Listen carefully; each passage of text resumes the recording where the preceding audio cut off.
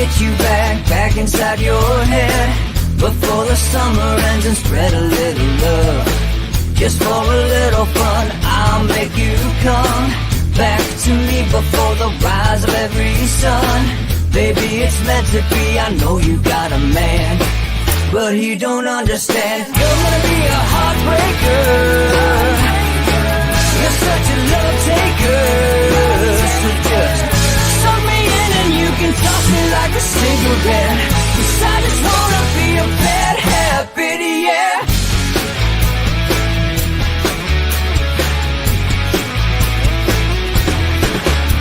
There's rhythm in our love, it's impressive, excessive. You can't make this stuff up. My chest beats, it's restless, wakes the neighbors up above. Yeah, baby, come and show me love. Baby, come and show me love. Because you're gonna be a heartbreaker. You're such a love taker. So just suck me in and you can toss me like a cigarette. 'Cause I just wanna be a bad habit, yeah.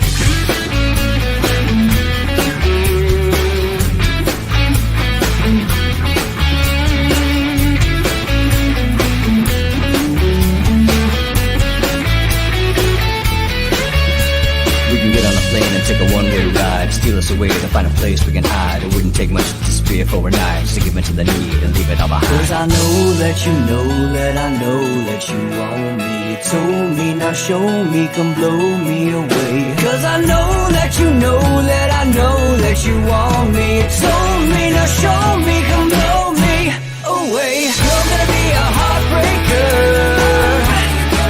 You're such a love taker. So just suck me in and you can toss me like a cigarette. 'Cause I just wanna be a bad habit, yeah. You're gonna be a heartbreaker. You're such a love taker. So just suck me in and you can toss me like a cigarette. 'Cause I just wanna be a bad habit, yeah. Suck me in and you can toss me like a cigarette. 'Cause I just wanna be a bad habit, yeah.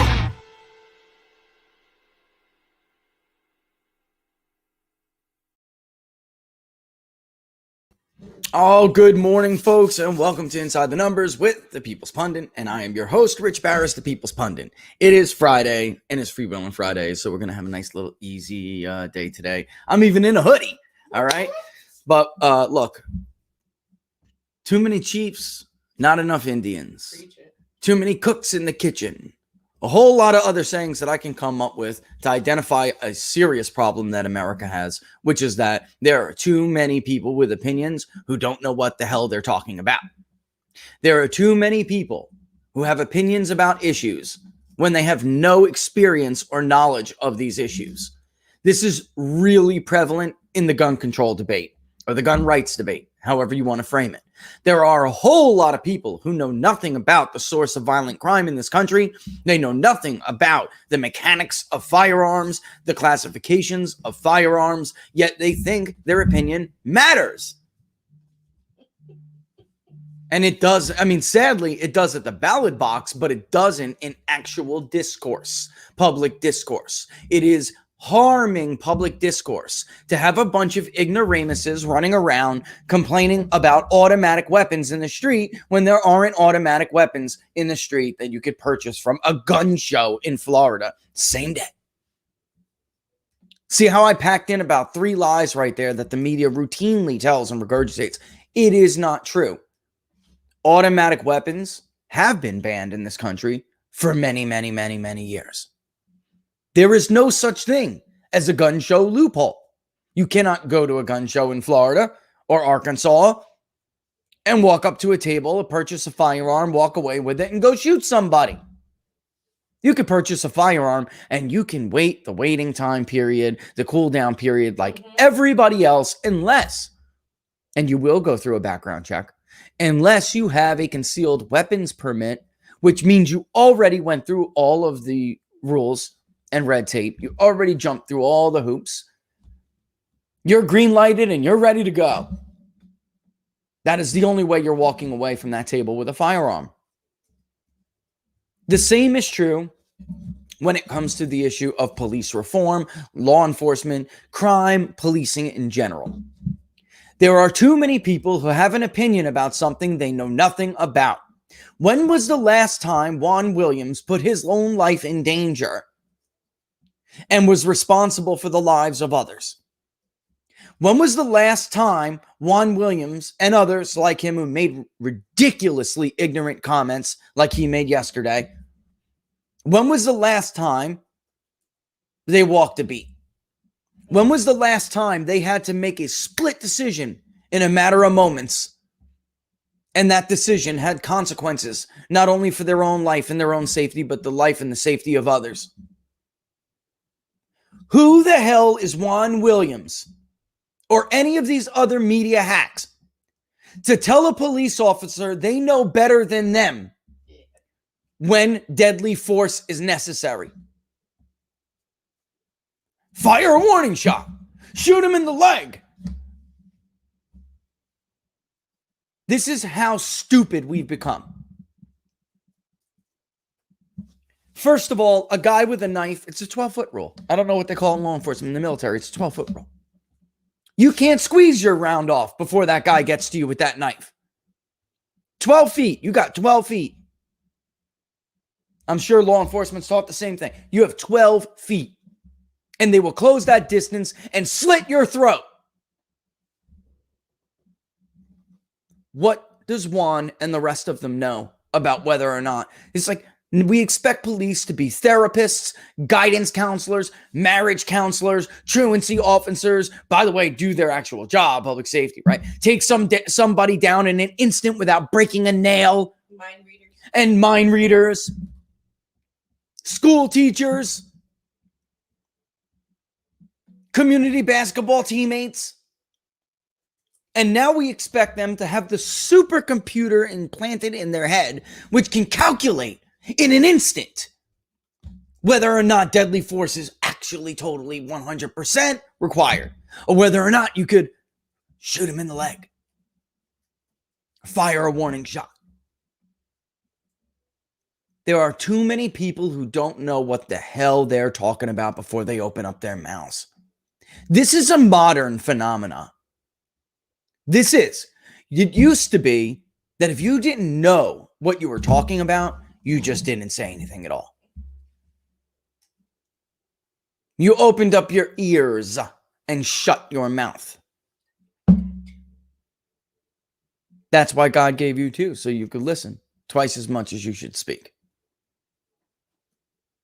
You know, this happens with us on Twitter all the time. Everybody's a polling expert. Everybody's an expert on everything. Right? Preach it. Everybody's an expert on everything. All right, Rich, what did you come up with? All right, I got Biden +2 in Michigan. I don't think so. Okay. You ran that poll. That's what I was just going to say. Did you run the poll? It happens in everybody's line of work. And social media has just amplified this, you know, and made it a lot worse. We're going to take a look at another angle. Hat tip, Jack. Sobo. Pozo. We're gonna look at another angle of the shooting, and I warn you, it is obviously graphic. This is the latest now. And by the way, you got the media outlets this morning. Cincinnati police have shot the second highest number of children in the country out of any law enforcement agency in the country.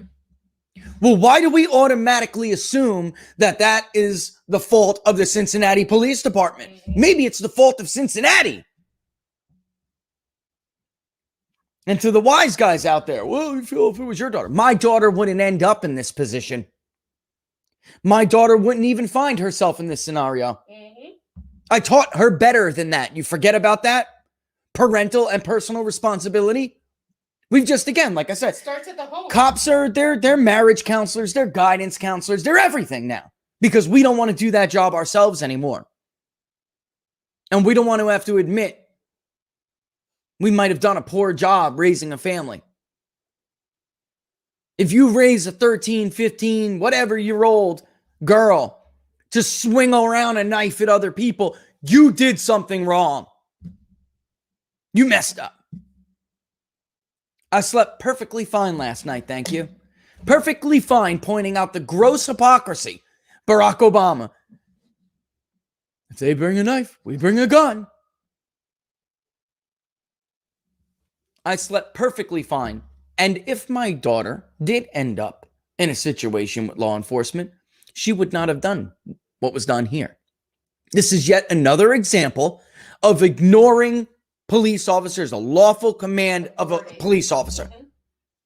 Look, people who know me know I am not a cop cheerleader. I respect them for the job they do, and they're key to civil society, a stable society. This is supposed to be a country of law and order. When they mess up, you hold their feet to the fire. Are they all perfect? Absolutely not. I have been involved in cases all over this country, some very high profile, of police abuse. I am no cheerleader, but this was a clean shoot. This is a clean shoot. Let's take a look at it, and when we come back, we'll talk more about it. Warning. I don't want to hear anybody's complaints. The banner is on the screen. This is graphic. Warning.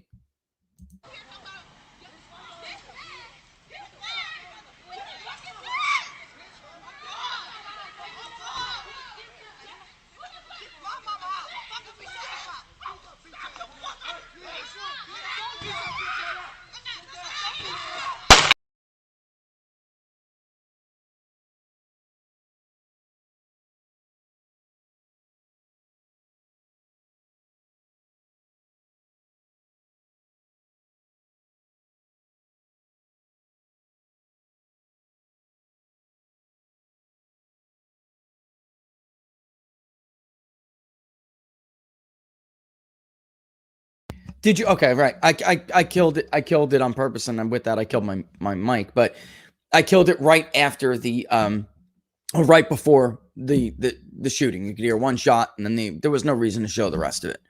All right, except for I want to show I wish I don't want to hear anybody cry about it, but I want to show you the rest of it. Just take my word for it that they were very close to each other. The victim and the assailant were very close to each other. You can clearly see here from this angle, hat tip Jack.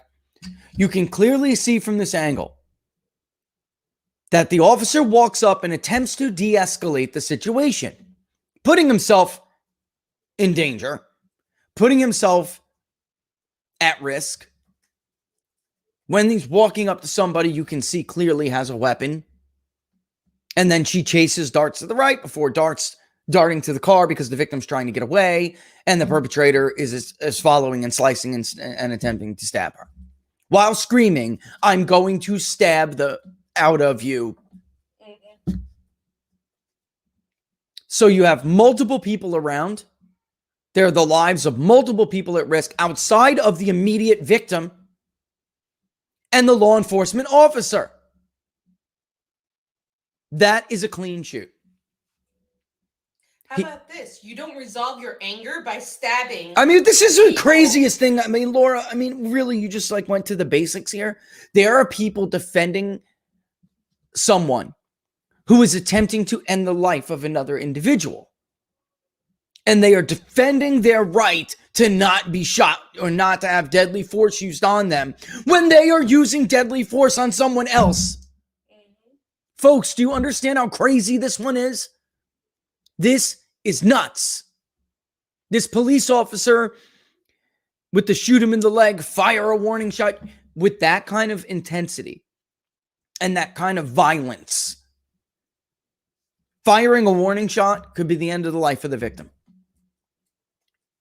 Did you see how quick, by the way, like I told you before, the 12-foot rule. Did you see how quick she closed the gap between her and that officer? She was just chasing the victim. That gap closed before he ever had a chance to draw his weapon. That's how quick it happens, Juan. You never even held a gun before, let alone held one while putting yourself at risk and trying to keep the peace. Watch a little closer, dummy. The 12 feet it evaporated within a second. it takes time for you to react. And taking another moment to fire a warning shot, he's already making commands that she is ignoring. So firing a warning shot and saying what? Don't stab her in the throat? As she stabs her in the throat, then that cop lives for the rest of his life or her life with the regret that I could have saved her life. I could have saved her life, but I didn't because I was worried about chumps like Juan Williams and others in the media for coming down on me and taking my job away, taking my freedom away. So somebody is going to lose their... That's the kind of real life consequence we need to start talking about. Because if this continues, there are going to be cops who just sit on the sidelines and let people kill each other. That is going to happen. If you ask me, the victim in this case got lucky. Thank God for that. Thank God for that police officer. If you're her and the crowd around, we don't know whether or not she would have turned her attention to the rest of the crowd. We don't know what was going on there. And neither did the police officer. All he knew is that there was a girl enraged with a knife, not obeying lawful commands. And as far as the shoot him in the leg nonsense, by the time he squeezes his round off, they are right next to each other. Aim small, miss small. I hear you. But it's a 9mm handgun. You aim for the biggest part of the target, especially when it's jumping back and forth that quickly. Shoot in the leg. And then This is ridiculous. This is ridiculous. What, he could have shot the victim. They were that close. He could have shot the victim. This is nonsense. But this is the kind of case the media needs to elevate because the numbers just simply don't add up. The idea that there is this genocide of police officers killing black people in the streets of America is nonsense. It doesn't add up. It doesn't hold up to scrutiny. By the Washington Post. Let's talk about some statistics. Now, the kick here, the day anyway, today, tomorrow could be different, is the shooting of unarmed people. Here we have somebody who is clearly even armed. Let's talk about unarmed people, okay? There were, and it really does depend, it's really 15. The number in the database says 18. Shooting of black Americans by police officers who were unarmed. The database says 18, but it's nonsense. One guy was he was pulling a Michael Brown. He was pulling a Michael Brown. He was assaulting the police officer and attempting to take his firearm. They consider that a shooting of an unarmed person. The other one wasn't armed per se with the firearm. It was actually on the front seat next to him as he was speeding through town, almost murdering people along the way. So he didn't exactly have it in his hand at the moment. He was too busy using a 3-ton vehicle as a weapon. That is considered the shooting of an unarmed person. So it's really, if you want to go by, if you want to be really liberal on how you characterize it, you're looking at 18 for the year 2020. That's it. 40 million black Americans in this country, and you're looking at 18 considering all the encounters. And I don't even think, by the way, we should say alleged, because like I said, I don't know how many of the other stories are going to fall apart too. It's really 15 if you don't count these 3 really ridiculous characterizations. All right, so I'd also like to mention, I have some other numbers I want to go over too, but go ahead. Just go ahead. with police officers, you think that police officer wanted to take that life? Do you know the psychological Of course, right. Battle that these officers go through once they have taken Right. a life? Right. It's not easy on them. That's not their go-to thing. Right. Okay. No doubt. I just want to put that out there because we both know officers and Yes. we have close friends that are officers Yes. as well. And that is not Easy. It's not easy. You just My friend's uncle in NYPD had to use his firearm. He was totally distraught. It was a mess. He was a mess. And you know who I'm talking about. I'm not going to blast the name on the thing, but we don't drop names. But he was a mess. And he took crap for it. Had to give his gun. It was a clean shoot, but it's like procedure now. Yeah, I mean, I always has been, but I mean, like the cop doesn't have the benefit of the doubt anymore. Yeah. You squeeze off that round, man, you're going under a microscope. So, somebody said it's a 21-foot rule. They have 21. It's 12 in the Army. That's what they tell us in the Army. But 21 is, wow, that seems like a lot. I'll take their word for it. In the cops, it's 21. Yeah. Wow. They're doing, that's even more, you know. And that person was closer than that. Oh, yeah. I mean, that was really close. We don't have to go over it again because I don't want someone to, you know, call the Weaver on me here. But this is also a year, folks. I'm giving you some numbers right now. Blacks overall make up 12%, 12.5% of the overall population. They vote at a higher rate, which is why you see nationally usually around 13.5%, maybe even 14% on very high turnout years for Black Americans. But we're talking about 12% of the population as of the last census, roughly. All right. And what that comes to with 40 million Americans is 0.2. 0.2%. And that is if we're being generous and we're counting 3 cases, which are clearly not a simple black and white police officer shot an unarmed black individual. Because we don't know what the deal is with some of the other ones. It could turn out when those cases get through the system, it could turn out that's not even true. You know, that's too high. 15 is too high. But let's be liberal and use 18. Even though it's ridiculous. Let's just do it. All right. This is during a year when crime is exploding or exploded, because I'm talking about the year 2020 here. Okay. This is a year that crime. Did you know under Rudy Giuliani, violent felony crime fell more than 60% in New York City? I know. Because I'm looking at it now, more than 60%. I'm looking at it now because I want to see what it was last year. We had the COVID lockdowns, okay? And petty crimes, right? Non-felony related crime actually fell. So the numbers I'm about to read to you right now are worse than they sound. Because understand, they don't include little crap. All right? This is not like, well, crime is what kind of crime, right? Felony, violent, petty, misdemeanor, right? Petty misdemeanors, non-violent crime actually fell because we had the lockdowns and the street crime, guys. Street crime. Let's put it that way, right? That fell, traffic crime, because there weren't people out through a lot of this year. And New York City was a pretty strict lockdown area. So just keep that in mind when I read you this stuff. Are you ready? This is, I don't know if it's a record, but if it isn't for homicide increase, if it isn't, it's got to be pretty damn close. It's New York back in the 60s and 70s. That's some real, and even in the 80s before Giuliani, of course, that's some real problems. But the number of murders was up 41% from 2019, 53% from 18. Shootings were up 103% from 2019, 109% from 2018.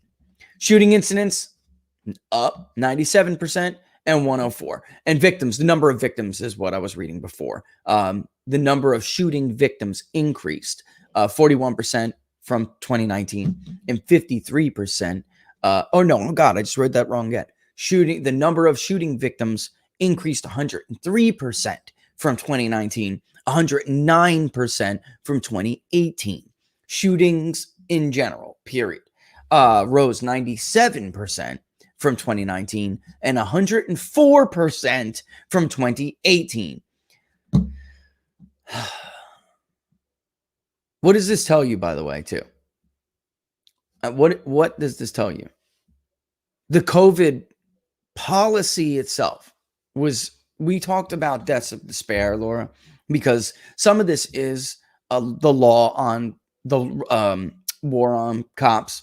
You know, some of this is a response to that, no doubt.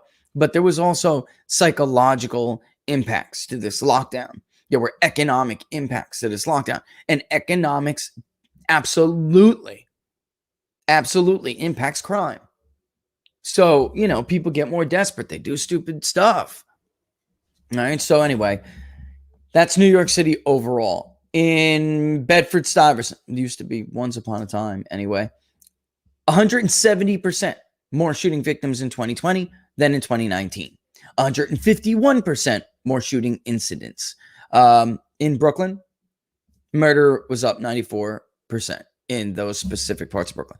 For Italians who don't know, that's a neighborhood in Brooklyn. That's the neighborhood where we were interviewing those Hispanic girls, and they were like, "Bring back Rudy. This place is dumb." Right? It was hysterical. And in Brownsville, when I was reading. So those are the numbers for that. And then eventually it moves into Uptown. It does, you know, and you're going to start to see people want to leave these areas or the uptown areas of the city.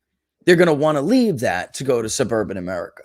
They're going to want to leave that to go to rural America. And we're already seeing some of that in some of these areas. There's a video I'm going to show you. And here you will hear BLM protesters talk about who is and who isn't welcome in the city. Well, I have a response to this my damn self. We don't want you either. I don't want you coming here and wrecking my beautiful neighborhood. I don't want you coming here with your stupid worldview, your dumb virtue signaling, your crime, your nonsense. I don't need that crap. We don't want you here either. Again, warning, viewer discretion is advised. Again, warning, viewer discretion is advised. I will not be monetizing this video. Let me put it that way. All right, here we go. Fuck out of New York. We don't want you here. We don't want you here. We don't want you here. We don't want you here. We don't want your fucking money. We don't want your fucking money. We don't want your fucking taqueria. Owned by fucking white men. Owned by fucking white men. Tip 30%. Tip 30%. Tip 30%.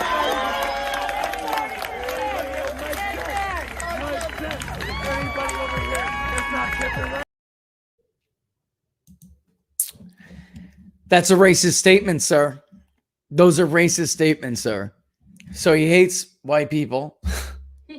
These people, it's incredible. These people, like they're raised to like hate themselves. So many of these protesters are like privileged white kids. They're privileged white kids. They didn't have to live. You know, I mean, have you, folks? If you're anybody like me, believe me. And when you see these crowds, these are not downtrodden. You know, I mean, so many of them, they're not. And when the BLM people came, remember when they tried to come over here because of the sign issue? They were driving a Lexus. I mean, the organizer, the group leader, the organizer was driving a Lexus. And that was also a racist statement against Mexicans, by the way. That was a reference to a Mexican restaurant. So, again, I think it's important that we are honest about what the alternatives are here. Are we really? Because the numbers don't make sense. So if the numbers don't make sense and you have to couple that reality with the rhetoric that's coming out of their mouths, then the problem isn't a problem of justice. It's not a problem of police reform. It's a problem of the system. They hate the entire system. This is not an effort to make our system of government better. This is an effort to replace our system of government. One that is being pushed by a minority. What was the question before somebody asked about if we had ever polled? Because we did. What was it? Oh, whether people believe there is systemic racism. Yeah. Overwhelmingly overwhelmingly, Americans do not believe that law enforcement officials, departments of the country in general is racist. They do not believe that. They outright reject that. I did notice today, I don't know if they got it out there yet, so sorry, Rasmussen, if I'm telling stuff that's embargoed here. But the number of people that agreed with the Floyd verdict is up with to like 70%. It's Rasmussen. Doesn't surprise me at all. That was roughly where it was last summer, and then it fell over time when people get scared. They get scared when they see what they saw this week. And if you call somebody and interview them on the phone, the last thing you want to be is the only one who says you don't agree with that verdict. Mm-hmm. So I hate to say it. I mean, even it doesn't matter what polling firm you are, even us. Because we showed you all of those numbers. These are people, when you have this many people uncomfortable telling you the truth. Let's go over it again.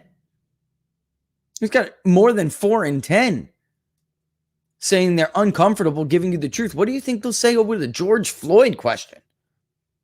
Do you agree or disagree with that verdict?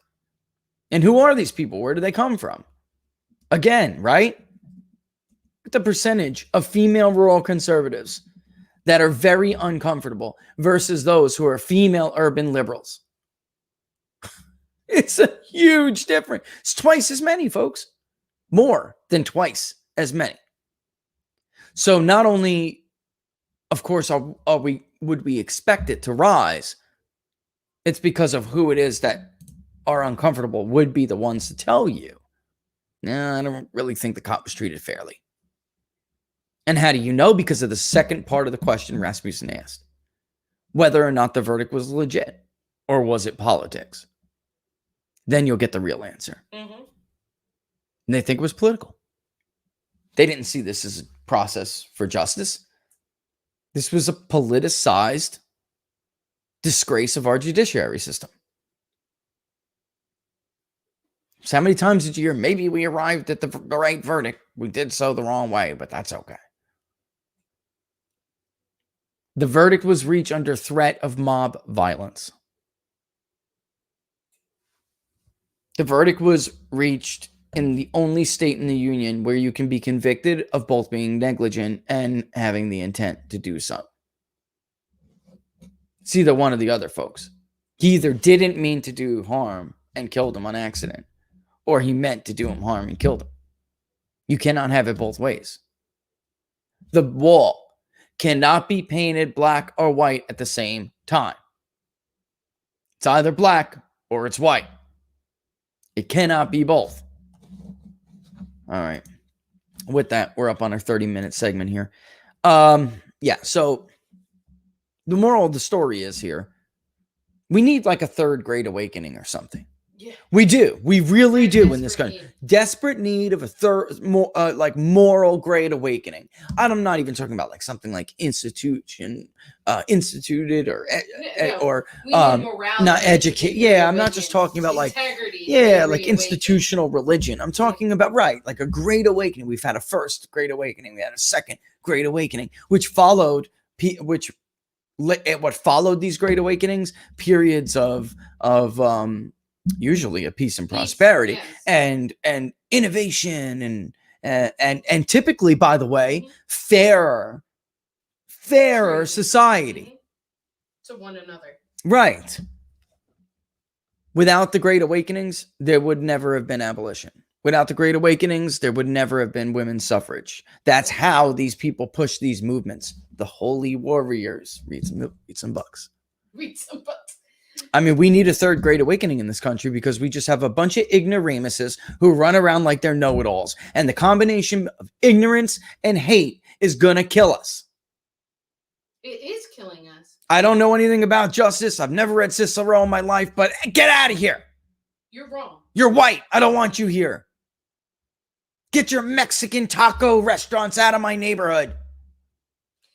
This is crazy. They're just pushing the Hispanics more and more. Yeah, I do think there's going to be. I think you're 100% right. I think I'll tell you right now. They're not going to tolerate.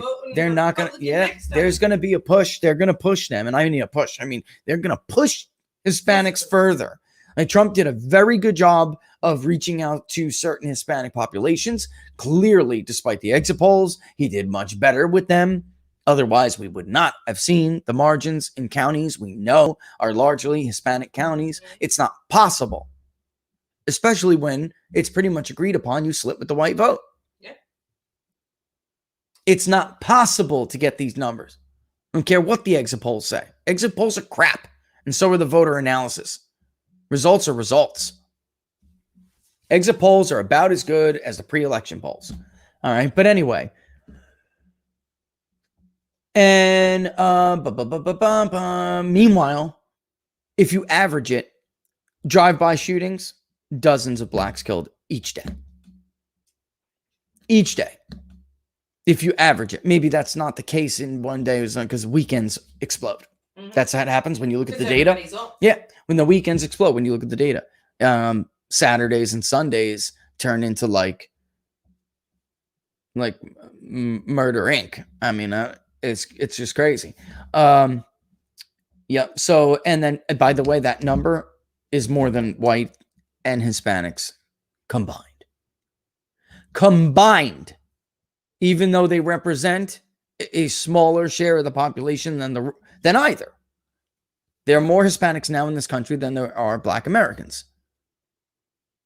And clearly more whites in this country than there are African Americans. Yet that number is more than both combined.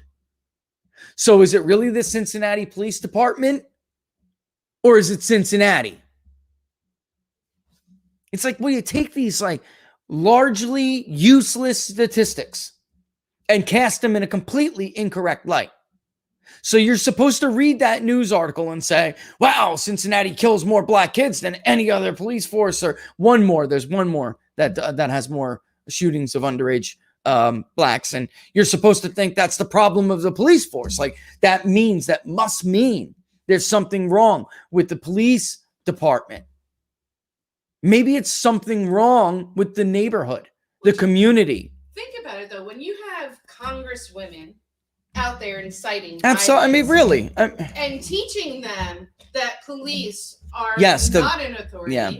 When we were researching in the LA Times articles, we were going through the archives of the LA Times articles because I wanted to look at the reaction of Rodney King and then Maxine Waters' role that she played in a trial with really two men, and they were accused of beating this guy nearly to death with a brick and a bat or something, right? Anyway, even back then, this is the difference. Maxine Waters was on the side of the charged. It was largely viewed by her and company to be a victory that they got one completely off, and then the other defendant got one very lesser charge stuck on him, which was looking like it could end up time served. But anyway, I talk about the specifics of that case. But then the LA Times were even going on the ground and getting people's opinions. And they were, they were not on board. Like, look, I understand it's a tough situation, but you cannot condone, because their argument was it was basically a mob mentality.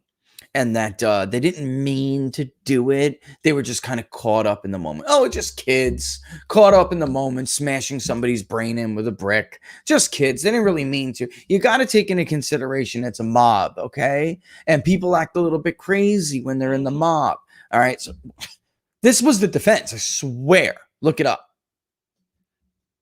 And the LA Times thought it was funny that there was a generational gap, that in public opinion, if you went on the street and you asked African Americans on the street what they felt about these verdicts, here's a white guy writing an article painting a 60-year-old black man as like something's wrong with him, like challenging his blackness, because he said, look, I'm old school. He responded, look, I'm old school.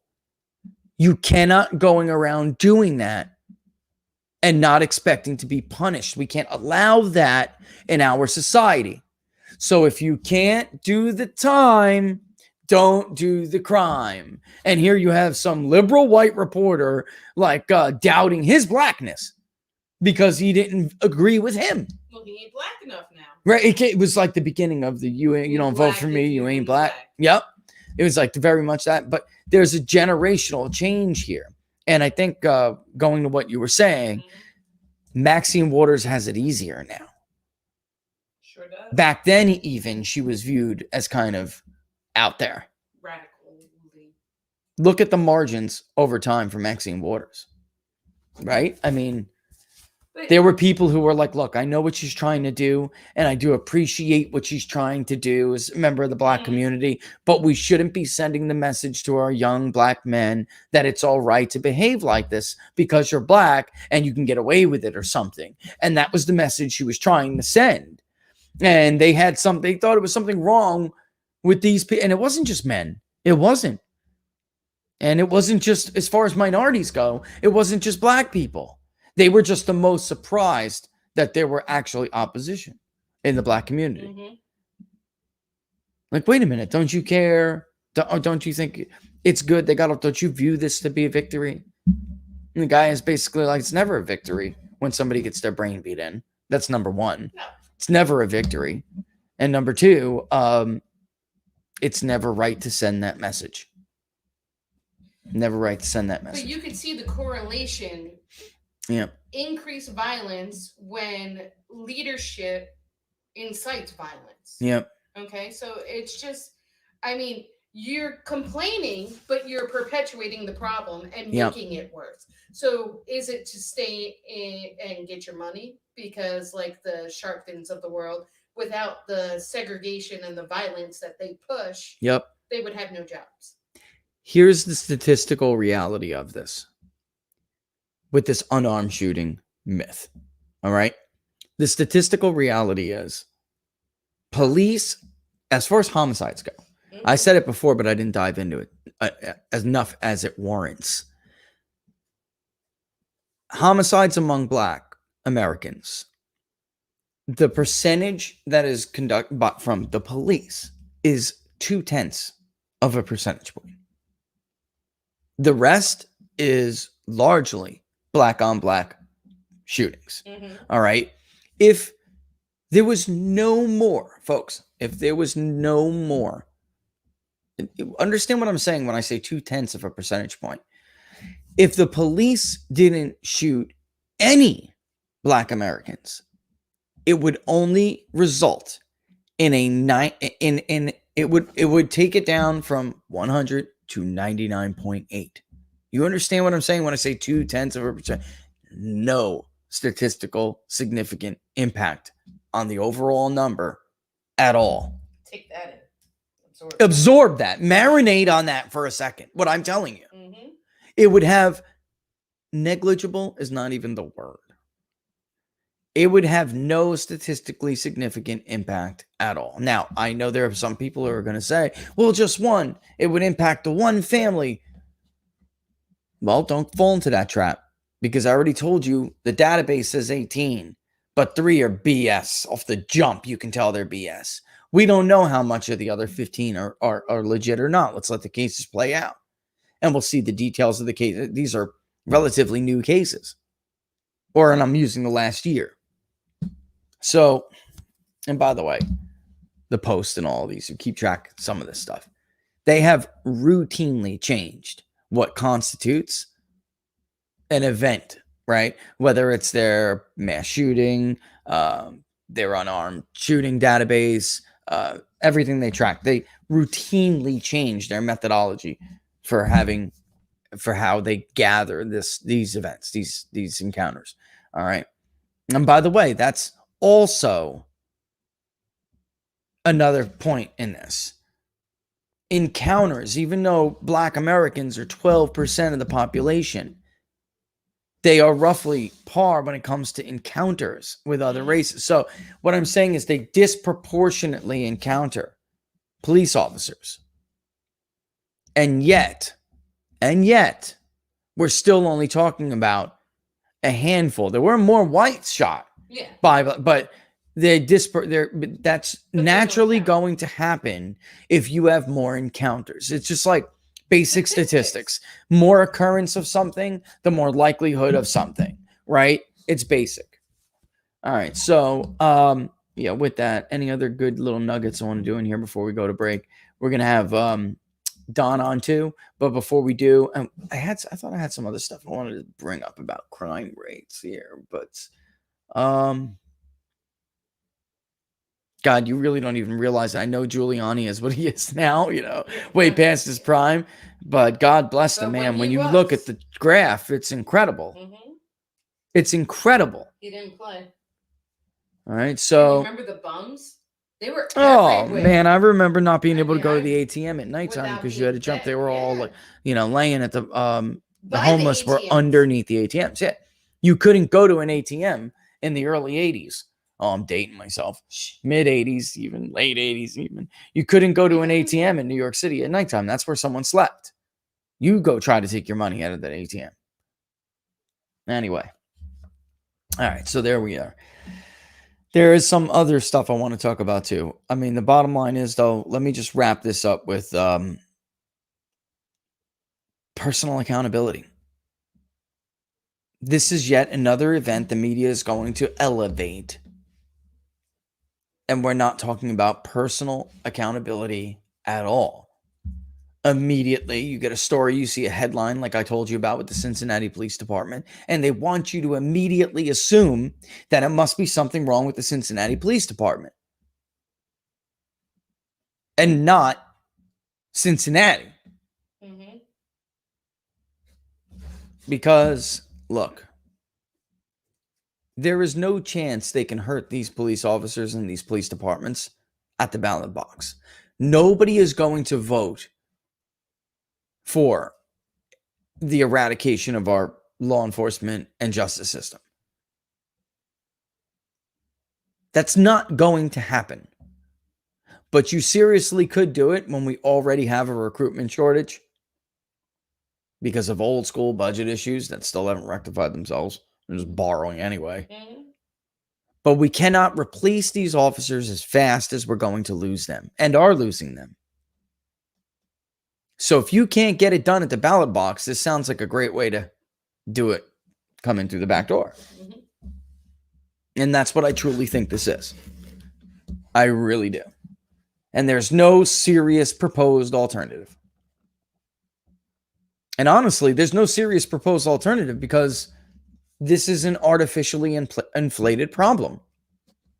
Other police officers who treat certain communities different than others, absolutely. Look, like I told you, I'm not going to be, I am not a cheerleader for police. There are, of course, gross instances or instances of gross police, misconduct and abuse, which we've been involved with in the past. We have helped defendants in these cases, but it is not the norm. And it is not the problem that they want you to believe it is. As usual, this is being used as a shiny object to keep us from looking at the real larger picture and the real problems that we have. And people who don't have the knowledge and experience on something should probably mind their tongue. I know you get paid to speak for a living or talk for a living, whatever it may be, or even if you're just average Joe Smo has an opinion on this. If you don't have the knowledge and or experience about an issue, then you should probably keep your mouth shut. All right. And with that, we're going to move on here. There's a couple of things. So I get this emails, and we're gonna take a break in a little bit, and then we'll talk to Dawn after the hour in the other hour coming up. Then we'll take some questions. I figure we'll bring Dawn on a little bit earlier today because Laura always gets so mad at us, rightfully so, for not answering enough on Free Will on Friday, which is supposed to be a Q&A. All right, not supposed to, is Q&A. Yeah, right. So here is Mediaite. loving this. Believe me, because they get to say, even Donald Trump thinks you're a nutcase if you don't want to get the COVID-19 vaccine. Oh, yeah. So let me read this for you guys, all right? After a while, folks, there comes a point where you can't, like, you have to hold the person themselves responsible for making stupid decisions. And this was a stupid decision on the part of Donald Trump.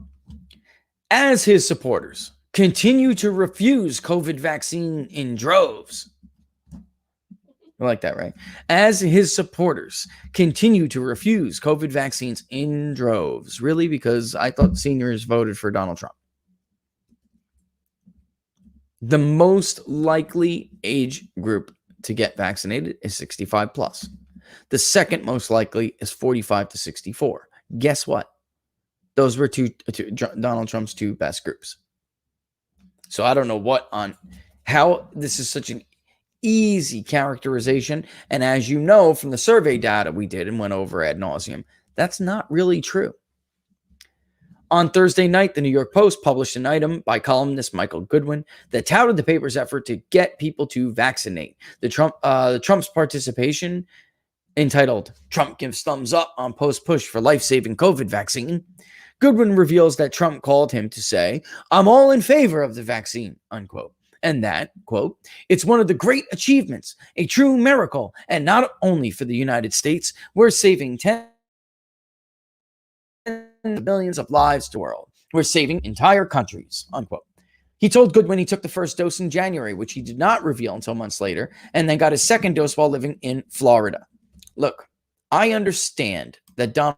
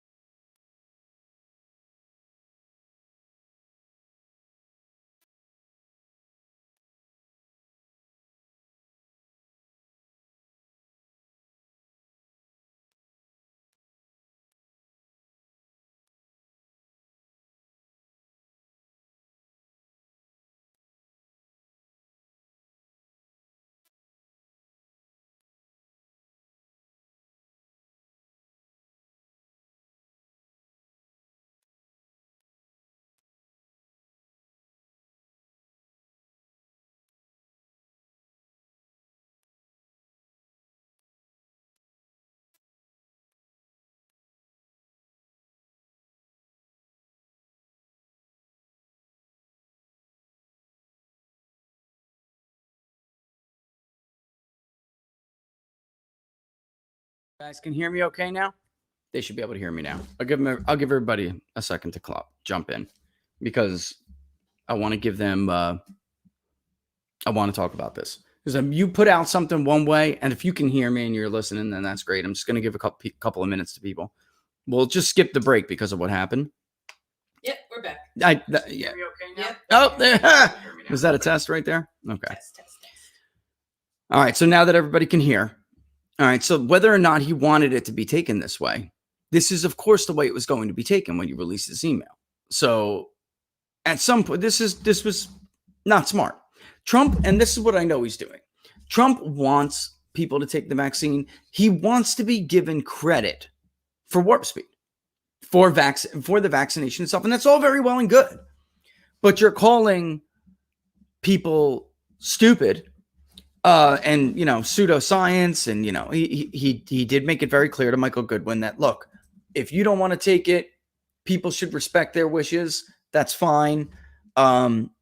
But then, you have others who get their hands on the email and couple it with Goodwin's interview or phone call. And they basically say Trump's on board pushing the vaccine, which he is, but they're being dishonest in how they're saying it. This is what he really meant when he said pseudoscience, okay? He's specifically talking about the Biden administration's decision, or the bureaucrats' decision that the Biden administration is going along with, to stop administering the Johnson & Johnson vaccine after 6 people developed blood clots. All right. So, according to Trump, there is no reason for anyone to skip the jab because, quote, every medication carries with it, quote, some risk, unquote. Taking a precautionary approach, even for an alleged virus that almost nobody develop symptoms from, is dangerous pseudoscience. All right. Oh, well, then let me read this line. The federal pause on the Johnson & Johnson shot makes no sense. Why is the Biden White House letting insanely risk-averse bureaucrats run the show? All right. Now, coupled, however, with the Goodwin article, column, it's called column, you get others like Mediaite to really make it look like Trump is calling his own supporters stupid. And he kind of is. I mean, look, the problem with this is that some people are going to view him to be like a sellout. And it's not what it is. He's not like, look, there's another article somebody had sent to me that really goes to show you the right-wing point of view. And it's from Big League Politics, which is a right-leaning website. Donald Trump blasts deranged pseudoscience of anti-vax movement in statement shilling for big pharma. Those are two different things. They're two different things. With the pseudoscience remark, he's referring to the Biden White House's decision with Johnson & Johnson. Now, this is why they don't like the Johnson & Johnson shot. All right? And this is what it really is, what it comes down to. Trump is demanding for the Biden administration to ignore the ill effects of the Johnson & Johnson vaccine. These vaccines were derived from the tissue of mutilated fetuses harvested during abortion procedures and are causing patients to suffer horrific complications related to blood clots. This is what Trump said. Just 6 people out of the nearly 7 million who've gotten the Johnson & Johnson vaccine reported blood clots. The condition is more common in the general population, and every vaccine, indeed every medication, carries some risks, including the Moderna and Pfizer jabs. That's true. This is my beef with it. Several of the last 2 women were between the age of 18 and 45. Age matters. Whether you are obese matters. If you are young, if you are 45 and under, and you don't have underlying health problems and are not obese, which I would call an underlying health problem,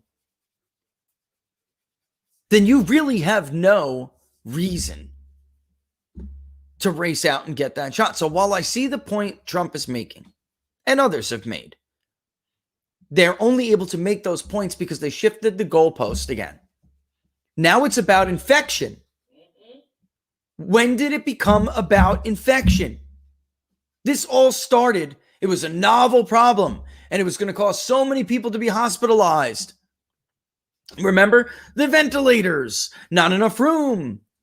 That's why Andrew Cuomo and other Democratic governors murdered thousands of old people by sending them back infected patients to the nursing homes because we weren't supposed to have the beds at the Javits Center.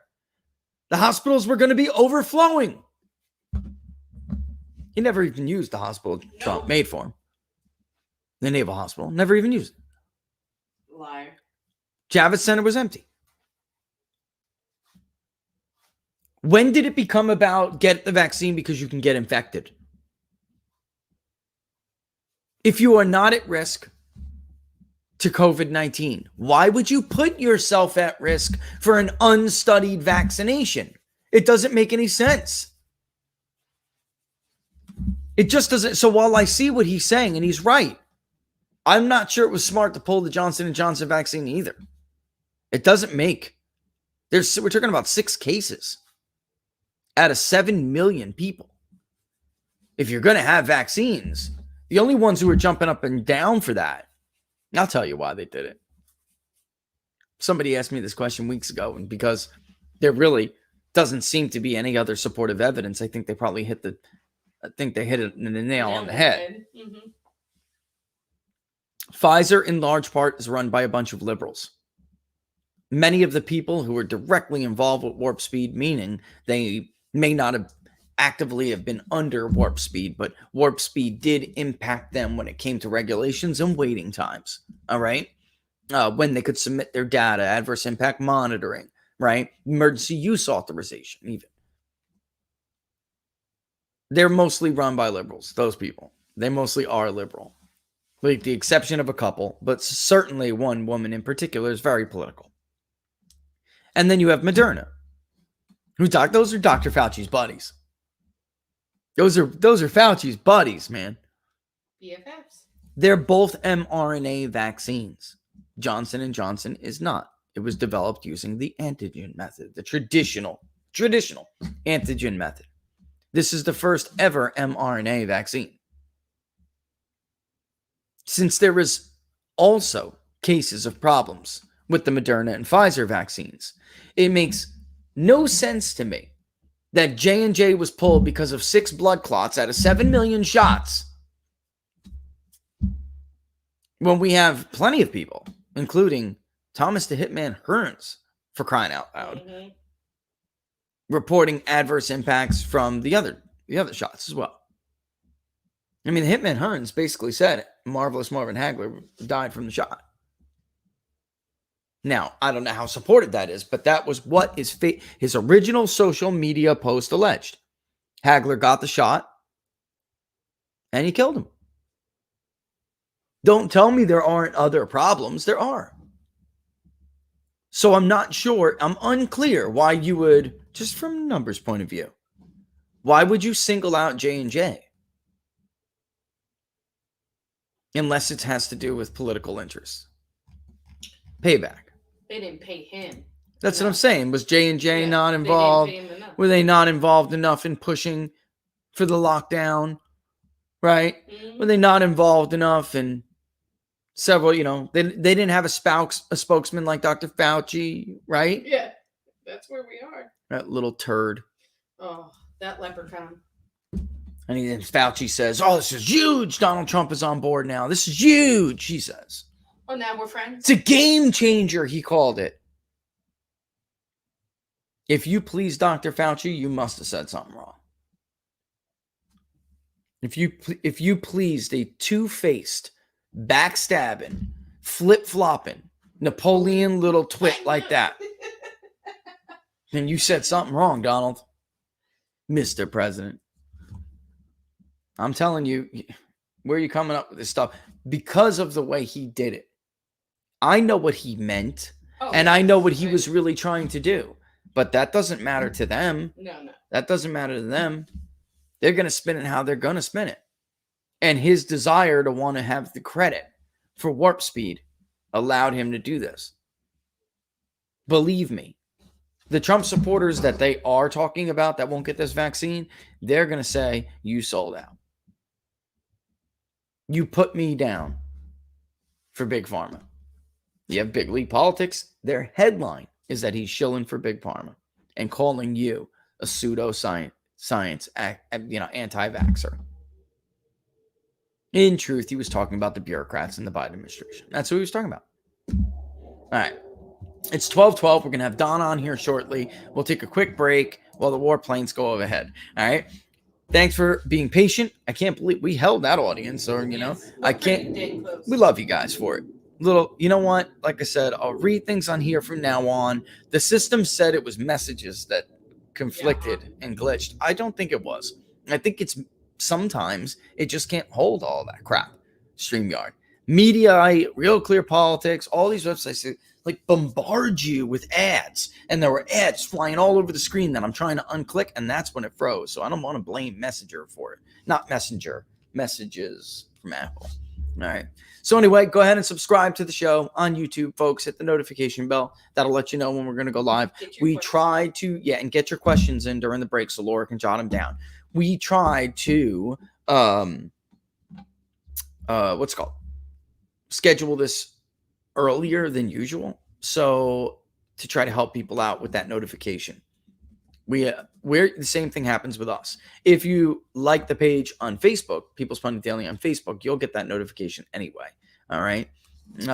So that's the best we could do is schedule it earlier so you don't have to rely on YouTube to immediately tell you I'm coming on. You damn well know they're not going to do that. Hit that like button if you like the video. Give it a thumbs up. All right. And of course, sign up for the locals community, the People's Pundit locals community, which you could do at peoplespundit.locals.com. Great news from Dave Rubin earlier in the week. Got the email. Nice start for the seed. And, locals is on its way. So God bless that. All right. We'll be back in about 2 minutes. We'll leave you with the soothing sounds of the Bowen Band. And when we come back, we'll have Don Smith and Q&A.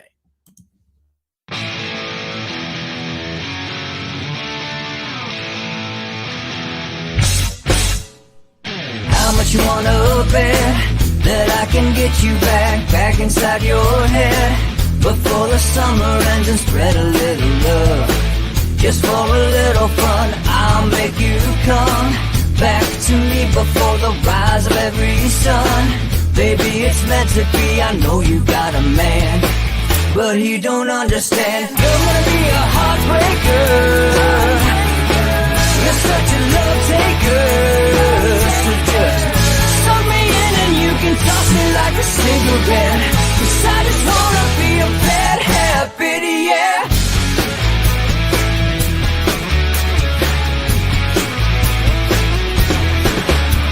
There's rhythm in our love, it's impressive, excessive. You can't make this stuff up. My chest beats, it's restless, wakes the neighbors up above. Yeah, baby, come and show me love. Baby, come and show me love. Because you're gonna be a heartbreaker. You're such a love taker. So just suck me in and you can toss me like a cigarette. 'Cause I just wanna be a bad habit, yeah.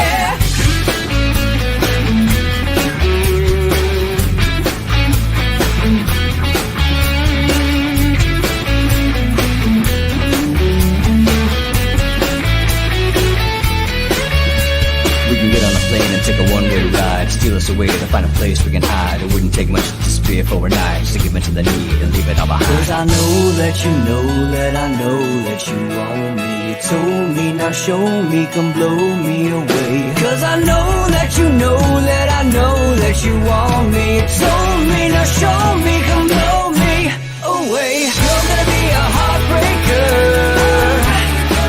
You're such a love taker.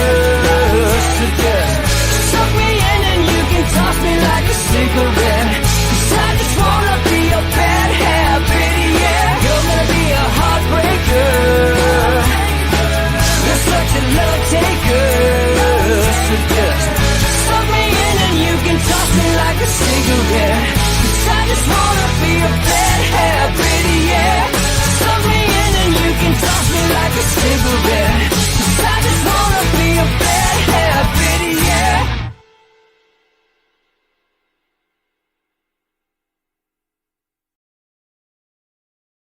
Wow, I got a great question that I want to answer right off the bat, even though Laura hates it when I do this, but I just don't want to forget. So, or you want to leave it for it's just, what if we don't get to it? Let me just answer it real quick. Whatever. Yes, it drives me nuts when they average polls and think that it's somehow more accurate. Okay.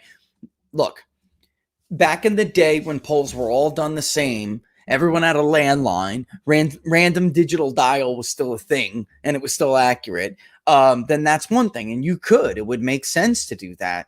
But nowadays we have different data collection modes. We have different confidence levels. We have some should be confidence intervals and not even sampling errors. They use the term margin of error still. It's not even a real margin of error anymore. Most polls shouldn't be giving margin of errors, let alone even with the correct term, sampling errors. Most the online panel polls are opt-in. They should be confidence intervals. The reason why ours typically is not is because of the way we reach people digitally. We don't have a assumed panel that people belong to. Okay. It's just, that's not how it works in most cases. And there is still random in the sense that the way we reach you, you have just as much of a chance wanting to participate. It's the same principle as if I was to call randomly a pool of phones, a pool of phone lines. And I'm not going to give away secret sauces here, but there's still a random way to reach people online. If you have what we did in 2016, that is why we gave a confidence interval. There were about 10,000 plus on the panel.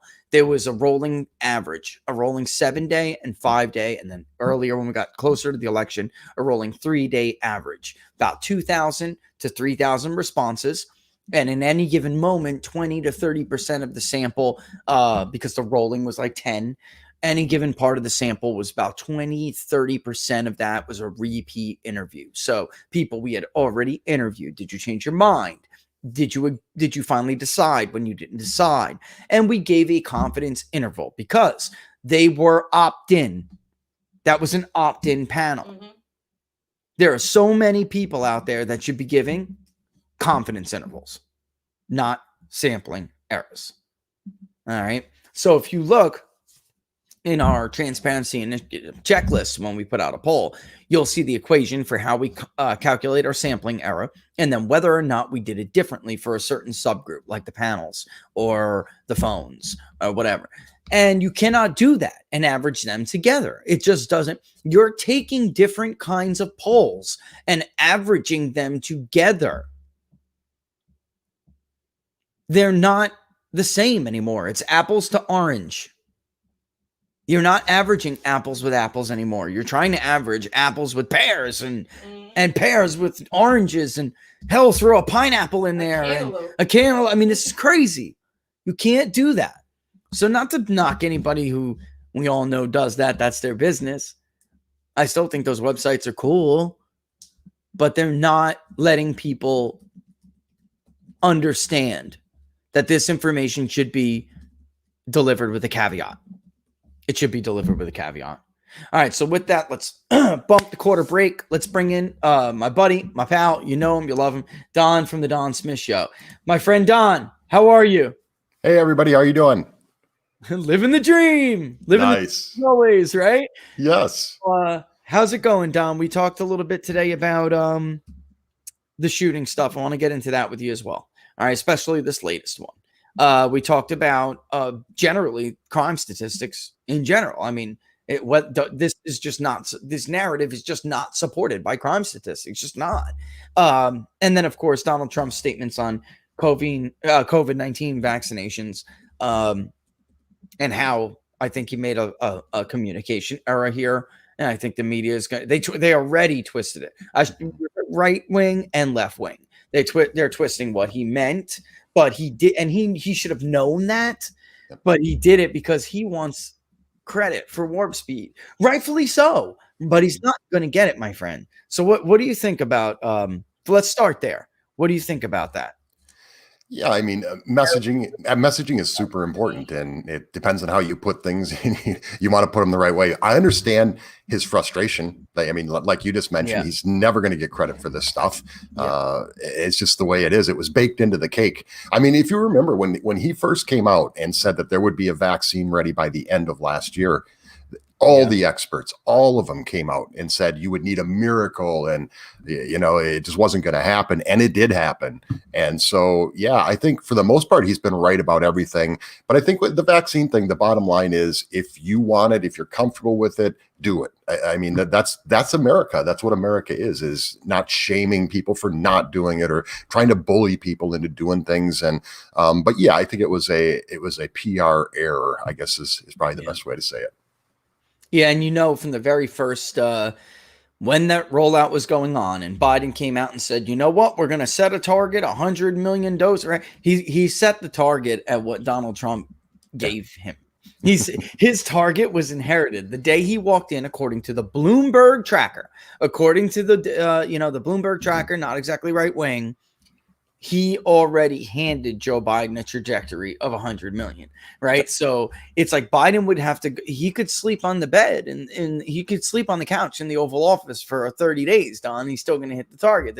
He had to do nothing outside of what Donald Trump gave him to hit that target.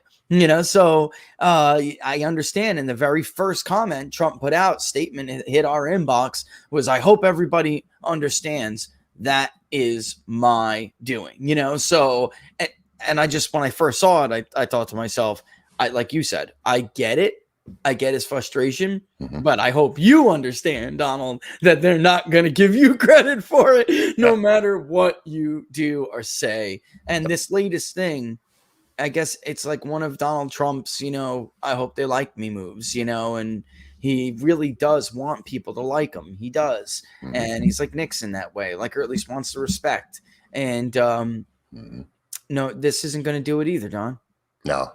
No, yeah, and like you said, I mean, all this stuff was already there. It was already put in place, and we always knew that the narrative "Orange Man bad" is not going anywhere. It's still here. Even these recent shootings that I think we're going to talk about here in a few minutes, even those, I mean, everything goes back to Trump. Well, Trump, he had absolutely nothing to do with any of this stuff. This is Joe Biden's America. I mean, for 4 years we heard, anytime something bad happened, this was Trump's America. I'm pretty sure it's Joe Biden's now. So, it's not like this stuff didn't happen also under Barack Obama. In fact, it happened more frequently. So it is what it is. Yeah. Orange Man bad continues. TDS is a very real thing. Yeah. The crime, we were, researching crime statistics for this show and some stuff we're doing. And it really is sad, because by 18 and then into 19, before COVID, things were getting better. Crime was getting better, even though that tends to happen when the economics are doing much better, when the economy is doing better. You see, civil unrest declines. That tends to be the pattern. And it really is sad. I was reading some of the statistics before, Don. I mean, from 19, right? You have, I don't want to get back into that and have another glitch issue, but from 2018, crime shootings in Manhattan up 109%. From 2019, a little bit less, but still ridiculous amount. Everything, if it goes back, it's like the more we get to that COVID time, the more things get uglier. But that was even during the shutdown, what really is misleading about some of these numbers is that street crime, petty crime, misdemeanors, they actually did not go up. There's not that spike. This is violent crime, Don. This is violent crime during periods when there wasn't supposed to be people in the streets. But if you remember, we had all of these rioters and BLM and Antifa violating stay-at-home orders, which the media had no problem with, right? If you were protesting the stay-at-home order, then you were a super spreader and a bad citizen. If you were protesting and apparently aiding the killing of police officers, then you were a civil rights hero, right? So nobody cared when David Dorn was being drug outside to be murdered, to be live streamed on Facebook for his grandchildren to see. Nobody cared about that. And they were viewed like civil rights heroes. We're gonna mention George Floyd now every time we hear Martin Luther King. I mean, it's crazy. All right, but and then this latest shooting. This lady, I'm surprised. Do you have a victim in this case? This is what pisses me off about this Cincinnati shooting. There is a victim in this case. And in the environment we are in now, Don, I'm shocked that police officer even put themselves out on the line like that. That cop was a godsend to that victim, a godsend. And now we're gonna grab this guy, we're gonna tie him up, we're gonna castrate him. Maybe this is the pattern now. We're just gonna sacrifice people for the good of the mob, right? Yep. And this was a clean shoot. I don't know if you saw the angle I played earlier in the show. It's a different angle. This is a clean shoot, Don. You have an instant to decide whether or not, and I didn't play the clip all the way through because I didn't think we needed to see her gunned down on YouTube. But the bottom line is, if you do watch the whole video, you can clearly see that the victim and the perpetrator are so close to each other. The idea that, shoot him in the leg, fire a warning shot, Juan Williams says. A warning shot could be the end of that girl's life, Don. One warning shot and then, a knife to the neck, like Laura said. That cop's it's busy trying to fire a warning to appease the likes of morons like Juan Williams. So instead, this girl loses her life. That's what could have happened here, right? And there's a crowd around, so it's not like the cop's got his own bodily harm to worry about. He's got the lives of others. And the major problem I think we have in this country, and I want your response to this, is same thing with gun control. There are too many people who don't have the knowledge and experience about certain issues, pretending like their opinion is like august and that we of course everyone's opinion in America matters, but it used to be if we didn't know something, we didn't pretend to be experts in it, right? And this is where we're at now, my friend. I want your opinion on that, because look at the comments like Juan. What's your take on this? My take on it is, everybody wants to talk about systemic racism. The systemic racism is every time a situation like this happens, you have a white police officer and a black victim, every time it's racism. Immediately. Infrastructure is racism. Everything is healthcare is racism. That's the systemic racism. It's the people that play that stuff, and it's very dangerous. Average Americans, we all work together, we interact with each other, we go about our lives. We don't see things that way. That's not what reality is. So the systemic part of all this is the people like Juan Williams, Joy Reid, Joy Behar. Notice how they're both named Joy. They're like the opposite, but anyway, I digress. But that's the systemic part of it, is they've got to pump this up. What did you see with the Chauvin verdict? What did you see? Immediately it went to Al Sharpton, Jesse Jackson, Crump, all these people. They're all right there. And it's all about the money. Everybody realizes that. I think everybody watching this probably realizes that. Grift. But that is the systemic part of this. Here's the reality of the shooting in Cincinnati.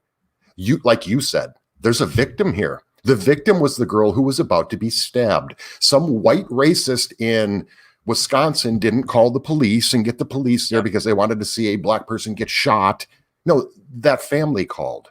They called because they needed help. They needed the police. What are they going to do when there's no police? Or a social worker shows up? Correct. They're going to get killed. So who needed the police in this case? White racist to go and, we want to see them oppress people. Yep. No, it was the actual victim who probably would have gotten stabbed to death. So we might want to think this out a little bit further instead of falling into what I say is the real systemic racism, which is the making everything racist. If our whole world revolves around it, you can't get out of bed and do anything. I put on a pair of socks. That's racist. That's racist. That's racist. It's just non-stop. And what does it do? It gets people all jacked up. It tries to separate us. It's divide and conquer. That's exactly what's going on here. So totally justified shooting from what I saw from everything that's been available. What was the police officer supposed to do? Just say, oh, well, okay. What were they supposed to do when the police answer the phone and say, oh, I'm sorry. Yeah, we don't really do that stuff anymore, but we'll get a social worker right out there. Is that really what we want? Let's think about this, because what communities need the police the most? In this case, it was that community there was somebody in duress. They wanted help. They wanted it to stop. They wanted somebody to not get stabbed. So we better kind of think about all this stuff before we start taking money away. I heard you say earlier on the show, we're not going to be able to replace police as quickly as we're losing them. And that's a fact. I'm so glad, you brought that up, because that is completely lost in this conversation. And this dates back to the Great Recession. And I hate that word austerity, but we had state, local, federal agencies that just didn't have the money, Don. And they offered like, whoa, we are having a serious budget, problem, serious revenue issues. And our debt's going to explode. So we're going to allow you to opt in for an early retirement 10 years from now, or whatever, 5 years from whatever it may be. We're in the end of that cycle. There have been a lot that were able to take that early retirement already, but from everything we're told and everything we've been looking into, we're about to get into the bulk of that cycle. Yeah. And we don't have the ability, even if the environment for a police officer was perfect, we don't have the recruitment numbers, and we don't have the ability, most agencies don't have the ability to properly train them and get them on the streets in time to avoid this shortfall. Could you imagine if somebody, because it's really, in some cases was like, you could out process in a half a day, right? And they were told in some places, in some departments, if you're eligible for this, you're out in half a day. If you could just go into work one day and decide, you know what, I'm in on that long. I'm at that point.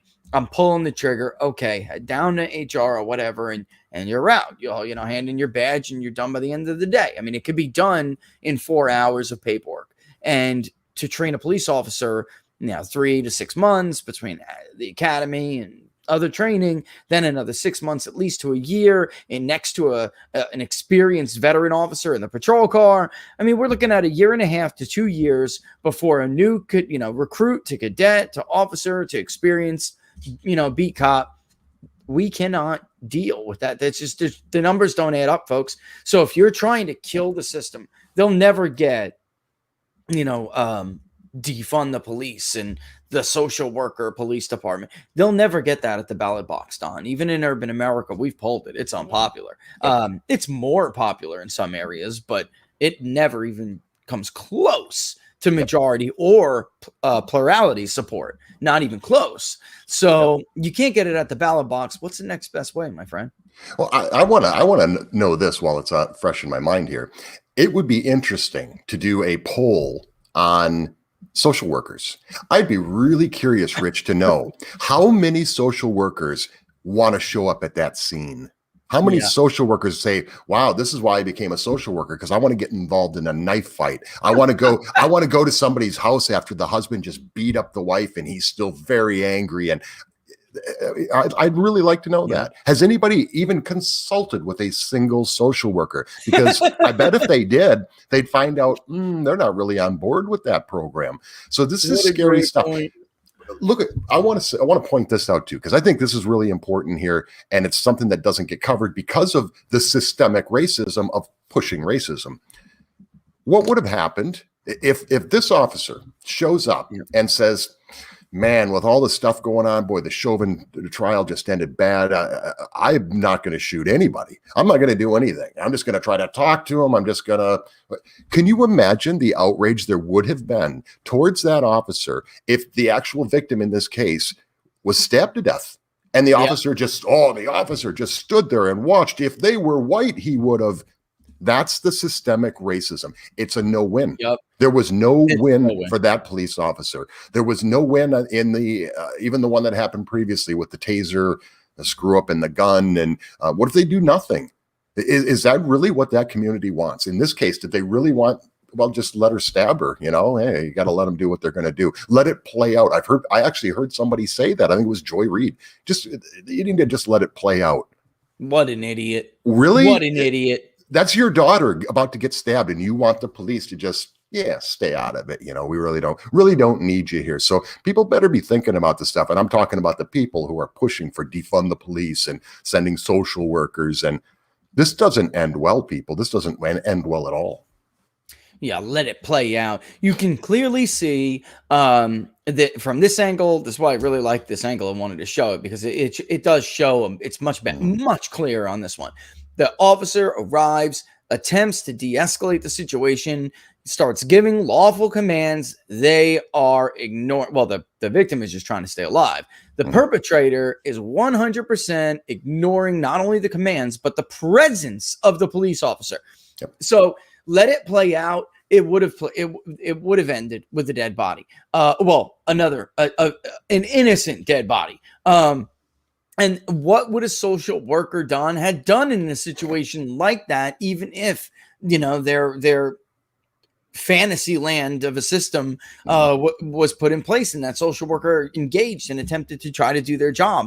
If she's not listening to a man with a badge and a gun, they're certainly not going to listen to an idiot with a paperclip and a clipboard and a pocket protector. I mean, this is a joke. This is a complete joke. And maybe when she was done with the victim, she would have turned her attention to the social worker or the other people. That there was a group of people there. And it also, too, that angle shows how close they were together. So why don't you fire shoot him in the leg stuff from these other ignoramuses? You aim for the biggest part of somebody, number one. And when you're in a quick situation like that, you could have shot, like Laura said, it would have been very easy. Try to shoot it at the leg and shot the victim. That's how easy. Or a bystander. And the way they were moving and going back and forth, or a bystander, right? So no, I mean, it was at the point where deadly force was absolutely required. She was screaming, "I'm going to effing stab you, you beep," so it's a death, I think. I'm going to effing stab you to death, I think it said. She said, this was a clean shoot. This was, I can't even believe this. And this morning you wake up to headlines and it says, in the media, and it's not just one outlet, a couple of them. It's almost like they collude and coordinate with each other. They all have the same narrative this morning. The Cincinnati Police Department shoot more young blacks under the age of 18 than any other police department except for one in America. And we're all supposed to, with that piece of data, we're supposed to draw the conclusion it's the fault of the Cincinnati Police Department. What if it's the fault of Cincinnati, Don? Anybody ever consider that? Yeah. Well, okay. Look at the Chauvin thing. So they come out with the verdict, and it comes out, and everybody says, "Okay, now we can kind of bring down the temperature and calm things." Yep. Al Sharpton, boom, he's in front of the microphone. Jesse Jackson in front of the microphone. Crump in front of the microphone. No mask. Did you see them all? Social distance, arm in arm, prayers. Did you see them all fighting, jockeying for position to be in front of the camera? Yeah. Because absolutely. Al Sharpton was going to bring his two friends up there, and he says, you guys go to the front row. And that Crump wasn't going nowhere. He's like, I'm not going. I'm in the perfect camera angle here. And he didn't. Those two guys ended up like making their own row, and they were like half behind. Anyway. But $27 million buys you a spot in the front, bro. Yeah, exactly. but what did the Biden administration do? Grifter. They come out, first of all, they prejudiced the case with making that comment. He's like, well, the jury's sequestered right now, so I can weigh in on this. No, you can't. No, that's not how this works. But what did they do the very next day? So we're going to bring down the temperature. The Department of Justice comes out, Merrick Garland comes out and announces, we're going to investigate the Minneapolis Police Department. They're going to go through all their records, everything, because it's a systematic problem. No, the systematic problem is taking one guy and making him the entire body of the Minneapolis Police Department, which I think is pretty big. So much for an independent justice system, right? Yeah. Remember, under Donald Trump, the justice system could not be used for Donald Trump's agenda, Laura, right? Couldn't be used for Donald Trump. They're separate. They're independent. First of all, it was always a farce. That's not true.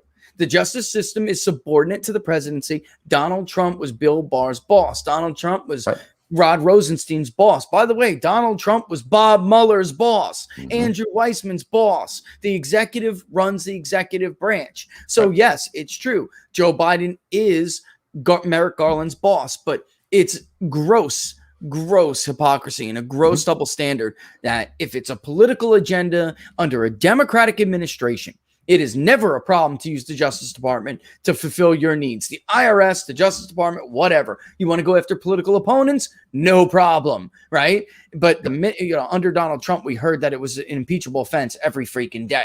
I mean, every day. So Eric Holder.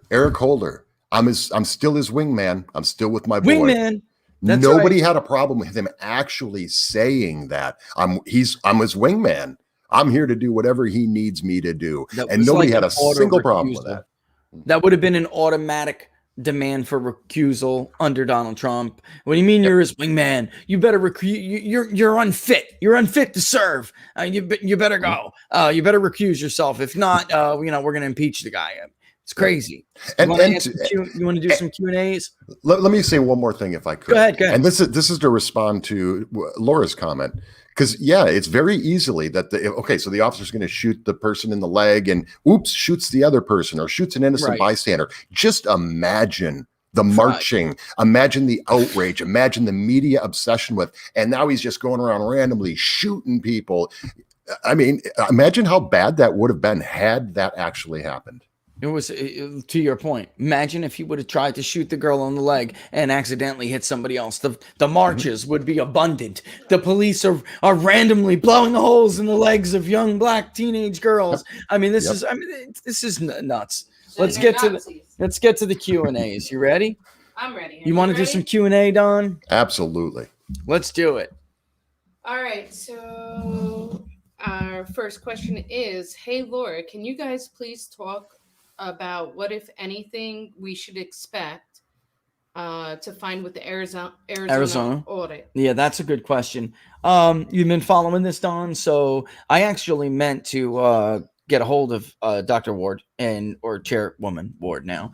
I meant to actually send her a message and ask her a couple of things specific about this. But I did see that the legislature held firm, everybody held firm, and then they ran to a judge.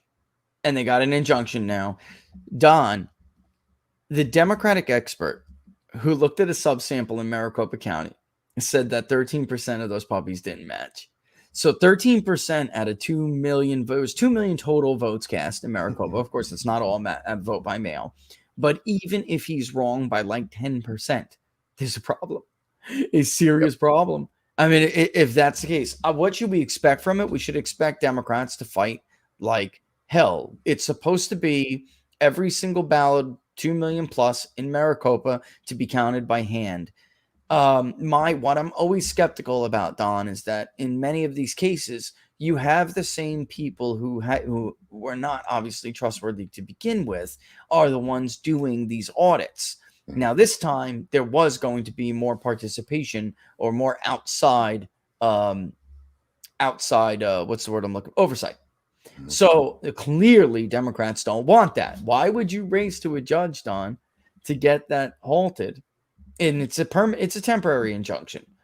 They were fighting it before we went on the air. I don't know where we ended up. I got to go and check. But if there's nothing wrong, Don, then what's the problem? Yeah, right. Well, we all know we know what reality is. Again, this is one of those utopia versus reality situations. We know what the reality is. We know what they did. You and I talked about it throughout the entire pandemic because it started fairly early on with the pandemic, with the voting rules. And okay, we're going to do this and we're going to do that. And so we know what the reality is here. They know what the reality is. This is one thing we always have to understand, because you sit there and you go, they got to know better than that.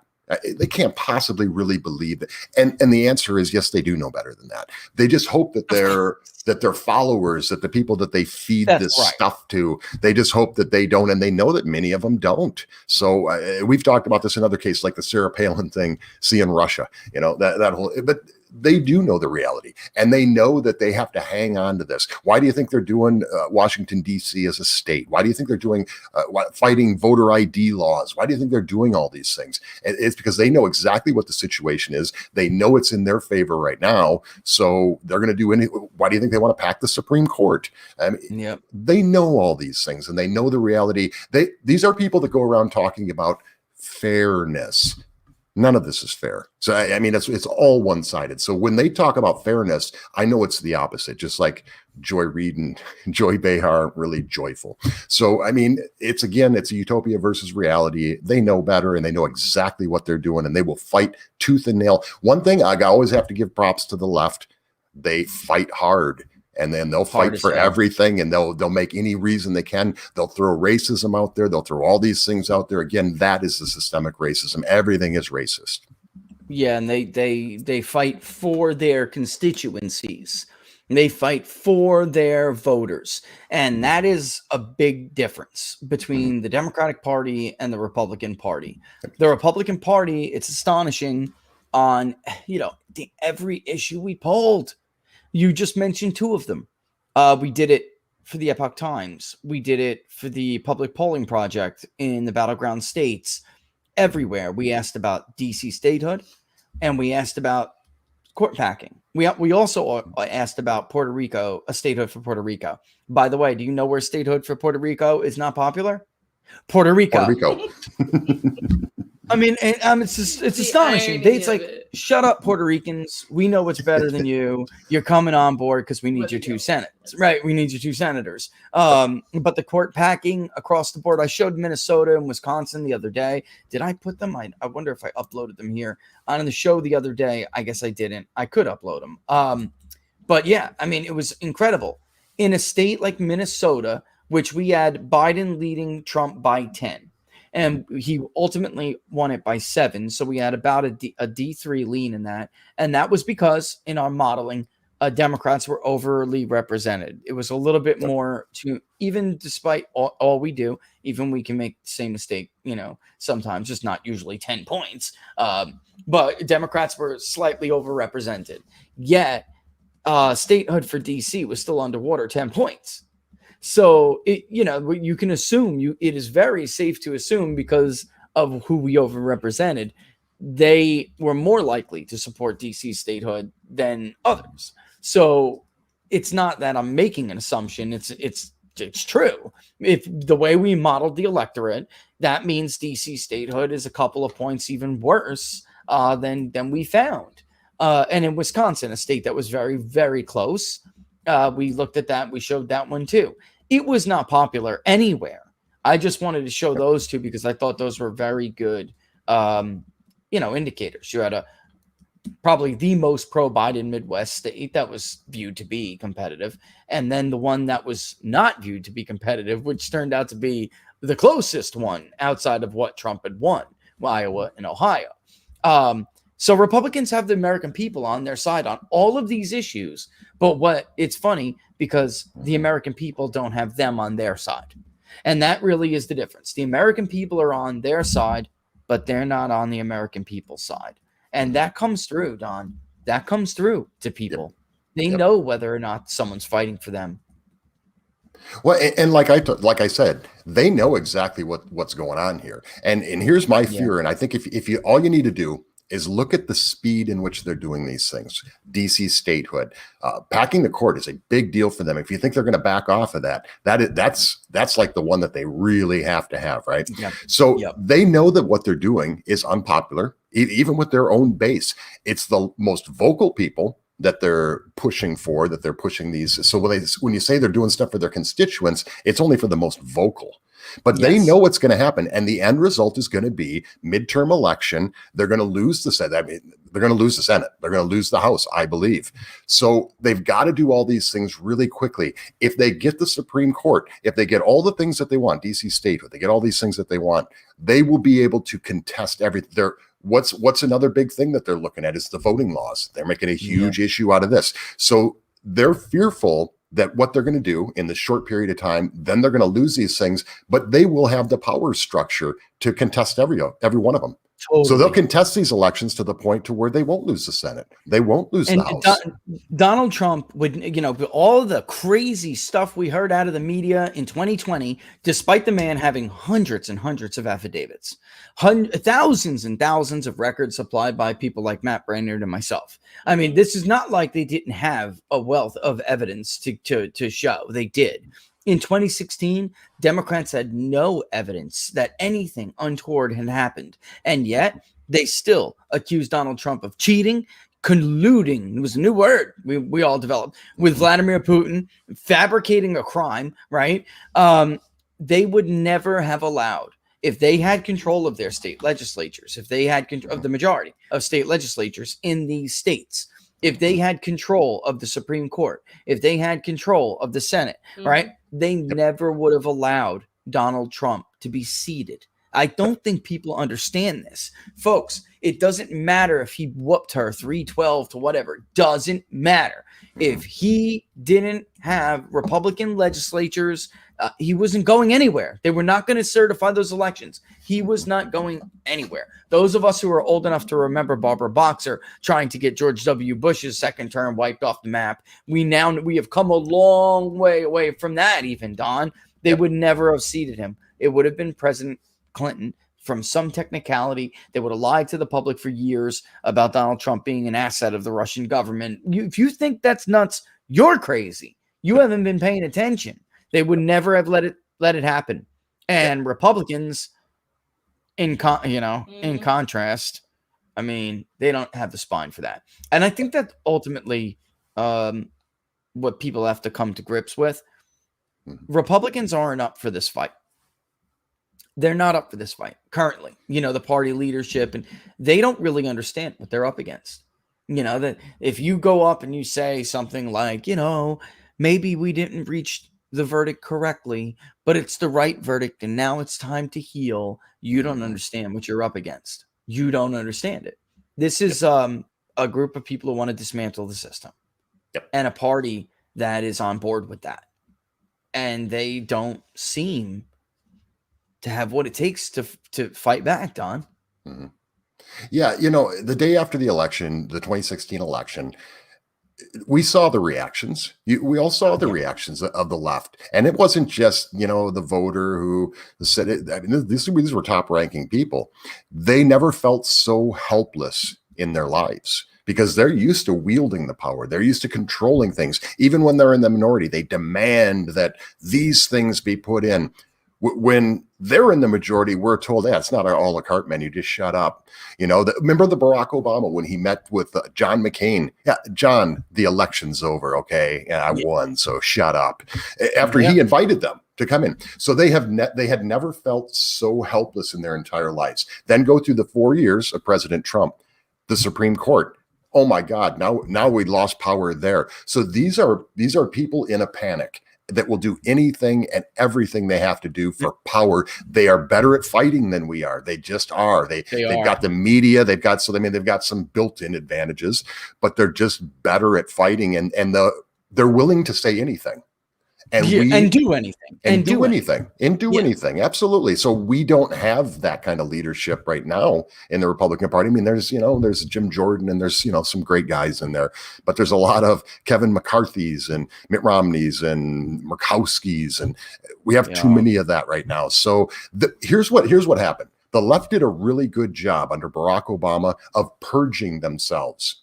Their party of politicians. I mean, think of Joe Manchin right now as like the only blue dog left. There used to be a lot of them, and they got rid of all those people that they couldn't always count on their votes. So we don't do that, and I'm not advocating necessarily that we do that, but but Jason Altman, remember him? That comes to my mind immediately. They left him to die in 2010, man. And he eventually did come around for them. He did on Obamacare. And they still, like you said, because it was about ideology, they got that bill passed and whatever. But in the end, they wanted purists. And they left him and others like him, because he used to have a caucus of like 10 blue dogs that followed him, remember?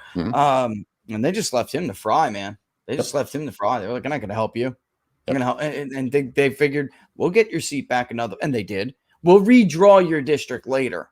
Don't worry. So, I mean, it's sad. All right, go ahead. Fire away, Laura. I see you. Oh, no. Fire away.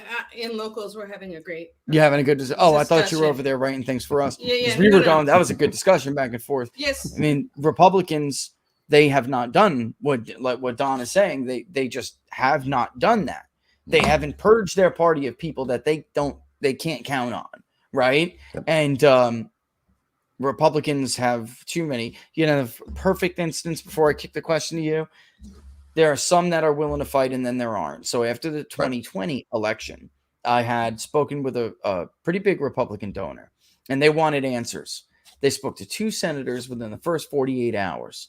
And one, Ted Cruz, had said, I think that we should tell Bill Barr to start digging through everything and prosecute everybody. And that will stop, because at that time, it was how many more ballots are going to be found 3 or 4 days later, right? And how many more are going to just pop up in Allegheny or Philadelphia? And Ted Cruz was like, maybe we should explore the idea of getting vigorous with law enforcement and prosecuting people who have broken a law here. And that'll dissuade others from keeping these drops, you know? And then there was another one they spoke with, and his name was Lindsey Graham. And Lindsey Graham, I quote, said, "We all know they stole this one, but hey, what are we going to do?" That's what he told them. Yep. He said flatly, "We all know they stole this one, but hey, what are we going to do?" And the guy was like, "Well, I don't know. You tell me what you're going to do. You've been taking my money for all these years. What the hell are you going to do? What do you mean? What are we going to do? I pay you to do things. Like, that is what you were supposed to do." And he's like, well, our hands are tied. Our hands are tied. And you had a complete opposite side of the spectrum where at least Ted Cruz was like, maybe, isn't this what the Justice Department is for? The Civil Rights Division or something? Shouldn't people be prosecuted right now and then to act as like a deterrent? You know, so maybe the drops will stop coming if we bust someone right now. Like, Yep.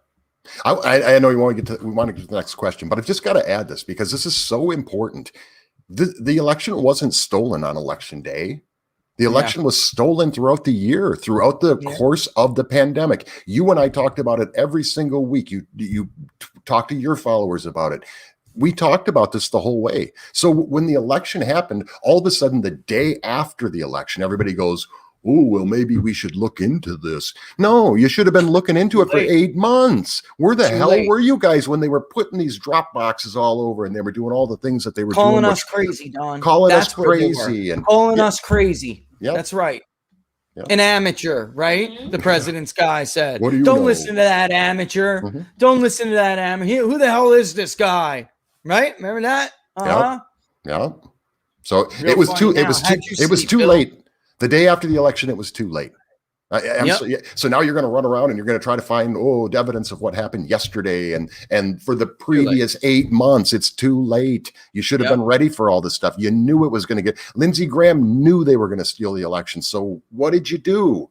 Do something. I don't know. I mean, that's one thing that liberals do too. They always do something. They don't just sit there and go, "Well, what you going to do?" They do something, you know?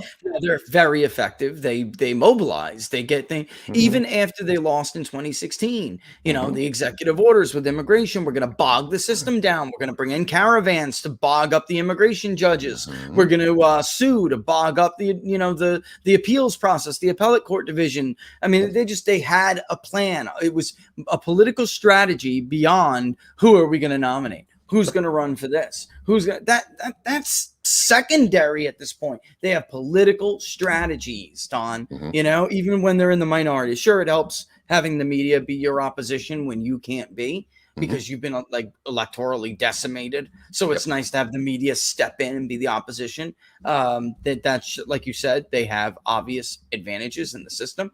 But still, that doesn't mean you just roll over, man. You know what? You know what scared them more than anything? Sorry, Laura.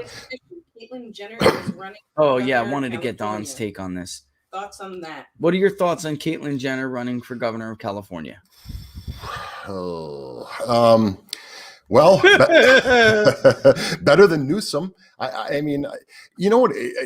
Kind of out of that question of Jenner like qualification or I got to tell you, probably. Yep. As a Republican, and go online and look at the hatred being spewed towards Bruce Jenner. I'm not going to participate in that, but look at the comments being hammered at Bruce Jenner. It's unbelievable, and these are from LGBTQ trans activists, and they. So it's not about the right of the race or the gender or the whatever. It's about an ideology. You're not a real black person. We were talking about this before. You're not a real black person unless you want criminals to walk because they're black, right? You're not a real LGBTQ member of the community, the LGBTQ community, if you're a Republican.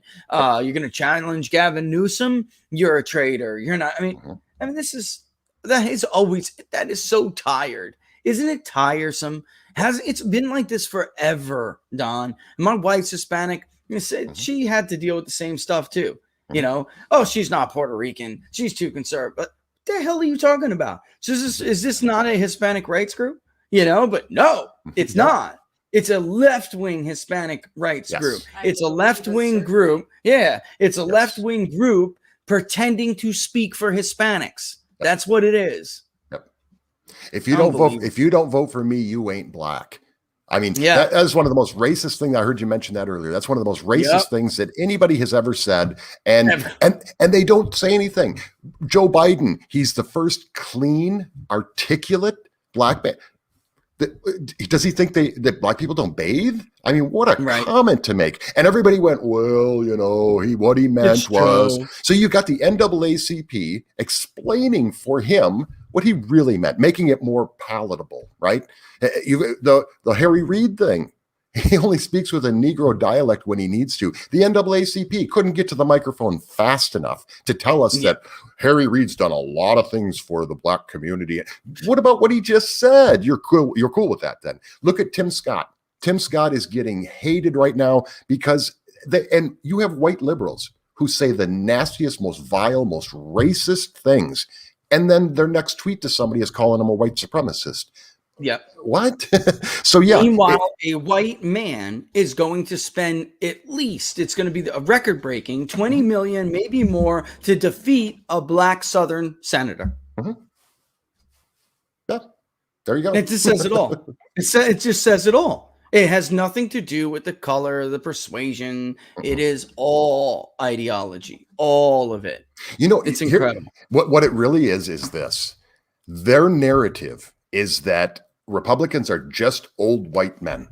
So anything that's outside of that narrative, they have to cancel that person. Yes. They have to cancel them. They have to say no. They have to tell you why this person doesn't actually qualify. Remember there was a CNN interview that they did. They were at a rally, and the CNN reporter made the mistake of talking to a black Trump supporter. And they were like, first of all, they were horrified that there was a black Trump supporter there. The horrified by it, and there's plenty. If you went to rallies, you know that. So, absolutely. But they were horrified that they found, and then had to add the caveat. I don't know how many more there are, but they talked to the one. Right? So, always. I don't know how many black Trump supporters are at this rally. We just, it's important to know he doesn't speak for all black voters, and that the vast majority will be supporting Hillary Clinton or Joe Biden, right? That's what they do. There's a clip out there. It was a CNN interview, and I'll do real short. CNN interview. It was Rick Sanchez, and he has these 3 young black men on his show, and this was John McCain. They were John McCain supporters. Yeah. And they just, he finally looked at me and said, I hate to say this. Whenever you hear somebody on CNN say, I hate to say this, what they really mean is I can't wait to say this. And so he says, I hate to say this, but don't you have any pride?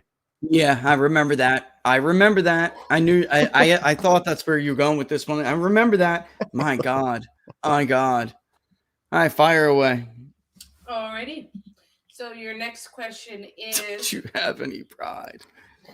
What do you think of Rona running for Michigan governor? Don't like her, but want her gone. Want Whitmer gone. So, I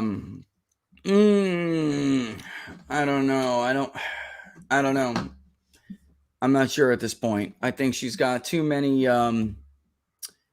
question marks. Honestly, I don't know that she'd be able to hold together that working base.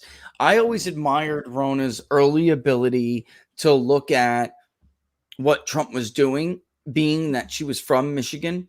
You know what I mean, Don? And she saw it before a lot of other people, and you cannot take that away from her. She did in 2016, even going back 4 or 5 years ago. She saw it, and she knew that Republicans had wanted to win Michigan so badly for so many years, and she was the one smart enough to say, "This is the only way we're going to do it. This guy is on it. He's got it. He's speaking the language." I just don't know if that will translate to her, Don. And there's been a lot of question marks now with her, and there's personally some things the RNC has done that I know, to Trump supporters that were underhanded and deeply dishonest. And I think a lot of that probably would come out, about how they used things with him to fundraise that were, by the way, in case you guys didn't notice, Donald Trump raised more than the RNC and the DNC combined. All right, about 25 million more, which is crazy. But the RNC still had a. They are calling it a record breaking. And when you read that, you really got to look into what record. So in this record, they're talking about is an out of power, off cycle quarter. So first quarter or whatever it is. So they're not in power, the minority party, and it's not a midterm cycle or presidential cycle. That's what they mean by off cycle. So yeah, I mean, not for nothing, Rona, but the bar wasn't very high, so it was a decent haul. Certainly more than DNC, but the Democrats don't raise money like that anymore, Don. Mm-hmm. So it doesn't, the DNC's bad numbers really mean nothing. They raise largely dark money now. Everything is funneled through, committees. So the DECCC, and then their PACs. Everyone's got Democrats for all of their talk about that Supreme Court decision. They turned out the master of dark super PAC money, the masters of it. They put Republicans to shame, and they're the ones who hated Citizens United, hated it. Matter of fact, Barack Obama shamed the Supreme Court for it during a State of the Union speech, to which Sam Alito had to say out loud, "That's not true." All right, yeah. But now they're the masters at it. They don't raise money through the DNC. They funnel it through their congressional committees and their PACs. So, which allows Nancy Pelosi to maintain some power. Democrats are structured monetarily very different. And that's how they keep their members in line. If they get out of line, then they get yanked on the leash and defunded. Yep. Well, there we go with that. I know it went off a little topic there, but I mean, I don't know. I'm sure Don's got his own thing, but I just don't see her as like a hugely successful candidate. I just don't. And you and I, Rich, we both worked on some candidates that were out of Michigan, so we know a little bit of the background history and how she interacts with the power structure of Michigan. So I think there's some issues there. I think there'll be a little bit of a civil war in that situation. However, I'll say this: the Republican Party, the main body, the actual infrastructure of it was shattered when Donald Trump came along. And I had Sean Spicer on the show. We talked about that just after he left the White House, and we talked about how important that was and what Trump did for them to be able to rebuild it. They were broke. They had very few employees. They really weren't doing well. So I think that it's important to understand that I think she did play a role in helping bring that back. Bottom line, it was because of President Trump that everything came back to life and they were able to. But let's not lose sight of this fact. Had they been more powerful, like they typically would be, like the Democrats have a lot of power, their actual national committee, we may not have had Donald Trump. So they weren't powerful enough, because it's all kingmakers. We see the Democrats. We knew who was going to be their candidate. For us, it was supposed to be Jeb ! Bush, right? Please clap. So, please clap. but the Republican Party wasn't powerful enough to make that happen. Yeah. So I think that's an important thing to keep in mind. But I think she would have some issues in that. But ultimately, she probably went out, and I think she did a good job for the infrastructure anyway. Yeah, and she's a hell of a fundraiser. I mean, Michael Steele was a disaster. He was a disaster. Still is. Reince Priebus was a little bit better. He had a lot of pieces to pick up. I mean, I know people don't give him a lot of credit, but look at the gains Republicans made under Reince Priebus. I mean, just electoral gains. Some of that was a natural reaction to Barack Obama. America liked Barack Obama. They just didn't like his policies. So some of that was natural, but he inherited a party in a complete shamble, disarray. And then when Rona came, so he fixed some of like the basics that needed to be fixed. And then Rona came in and said, listen, we need permanent data ops, which could have been better. Honestly, I think Brad wasted a lot of money on that area. I'm not going to get into it, but I do. He hit his focus where he chose to, advocate they focus was not right. and it probably wasted a lot on it for those who listened. But she was a hell of a fundraiser and would do something that other chairs were not willing to do. And the woman she's a worker. She's a worker, and she was on the phones. Hey, give us some money. Hey, give us some money. Reach into your back pocket. We got a lot of great things going on over here, but we need you to fund it. Come on, kick out. Do your part. And she really. She had some hauls, man. It's really that simple. And it's only because of her that the RNC had a good quarter this time. I will also say this, though.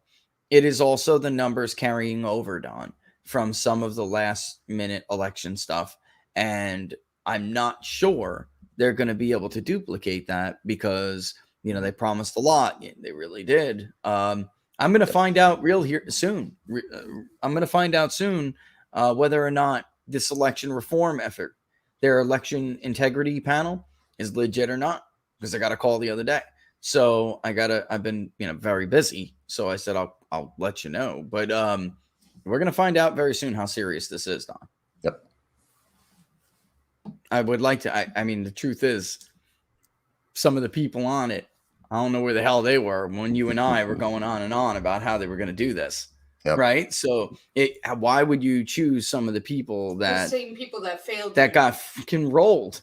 They got rolled, man. Right. And now you're going to choose them to tell you how you got rolled. Sounds more like more like a CYA panel to me, but.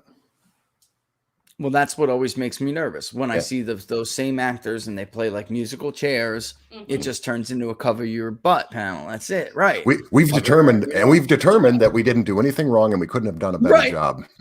Right. The end.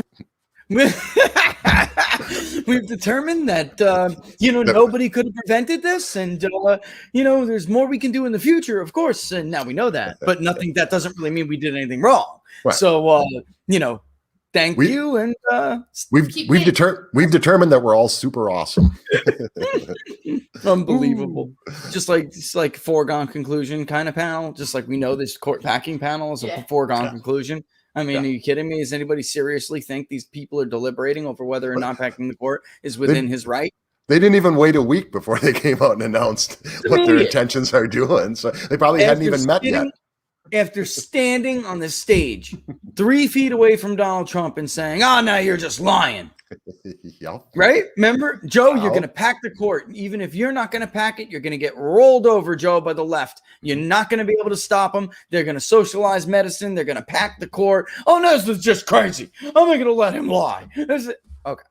Gun control, court packing, everything Donald Trump said. Mm-hmm.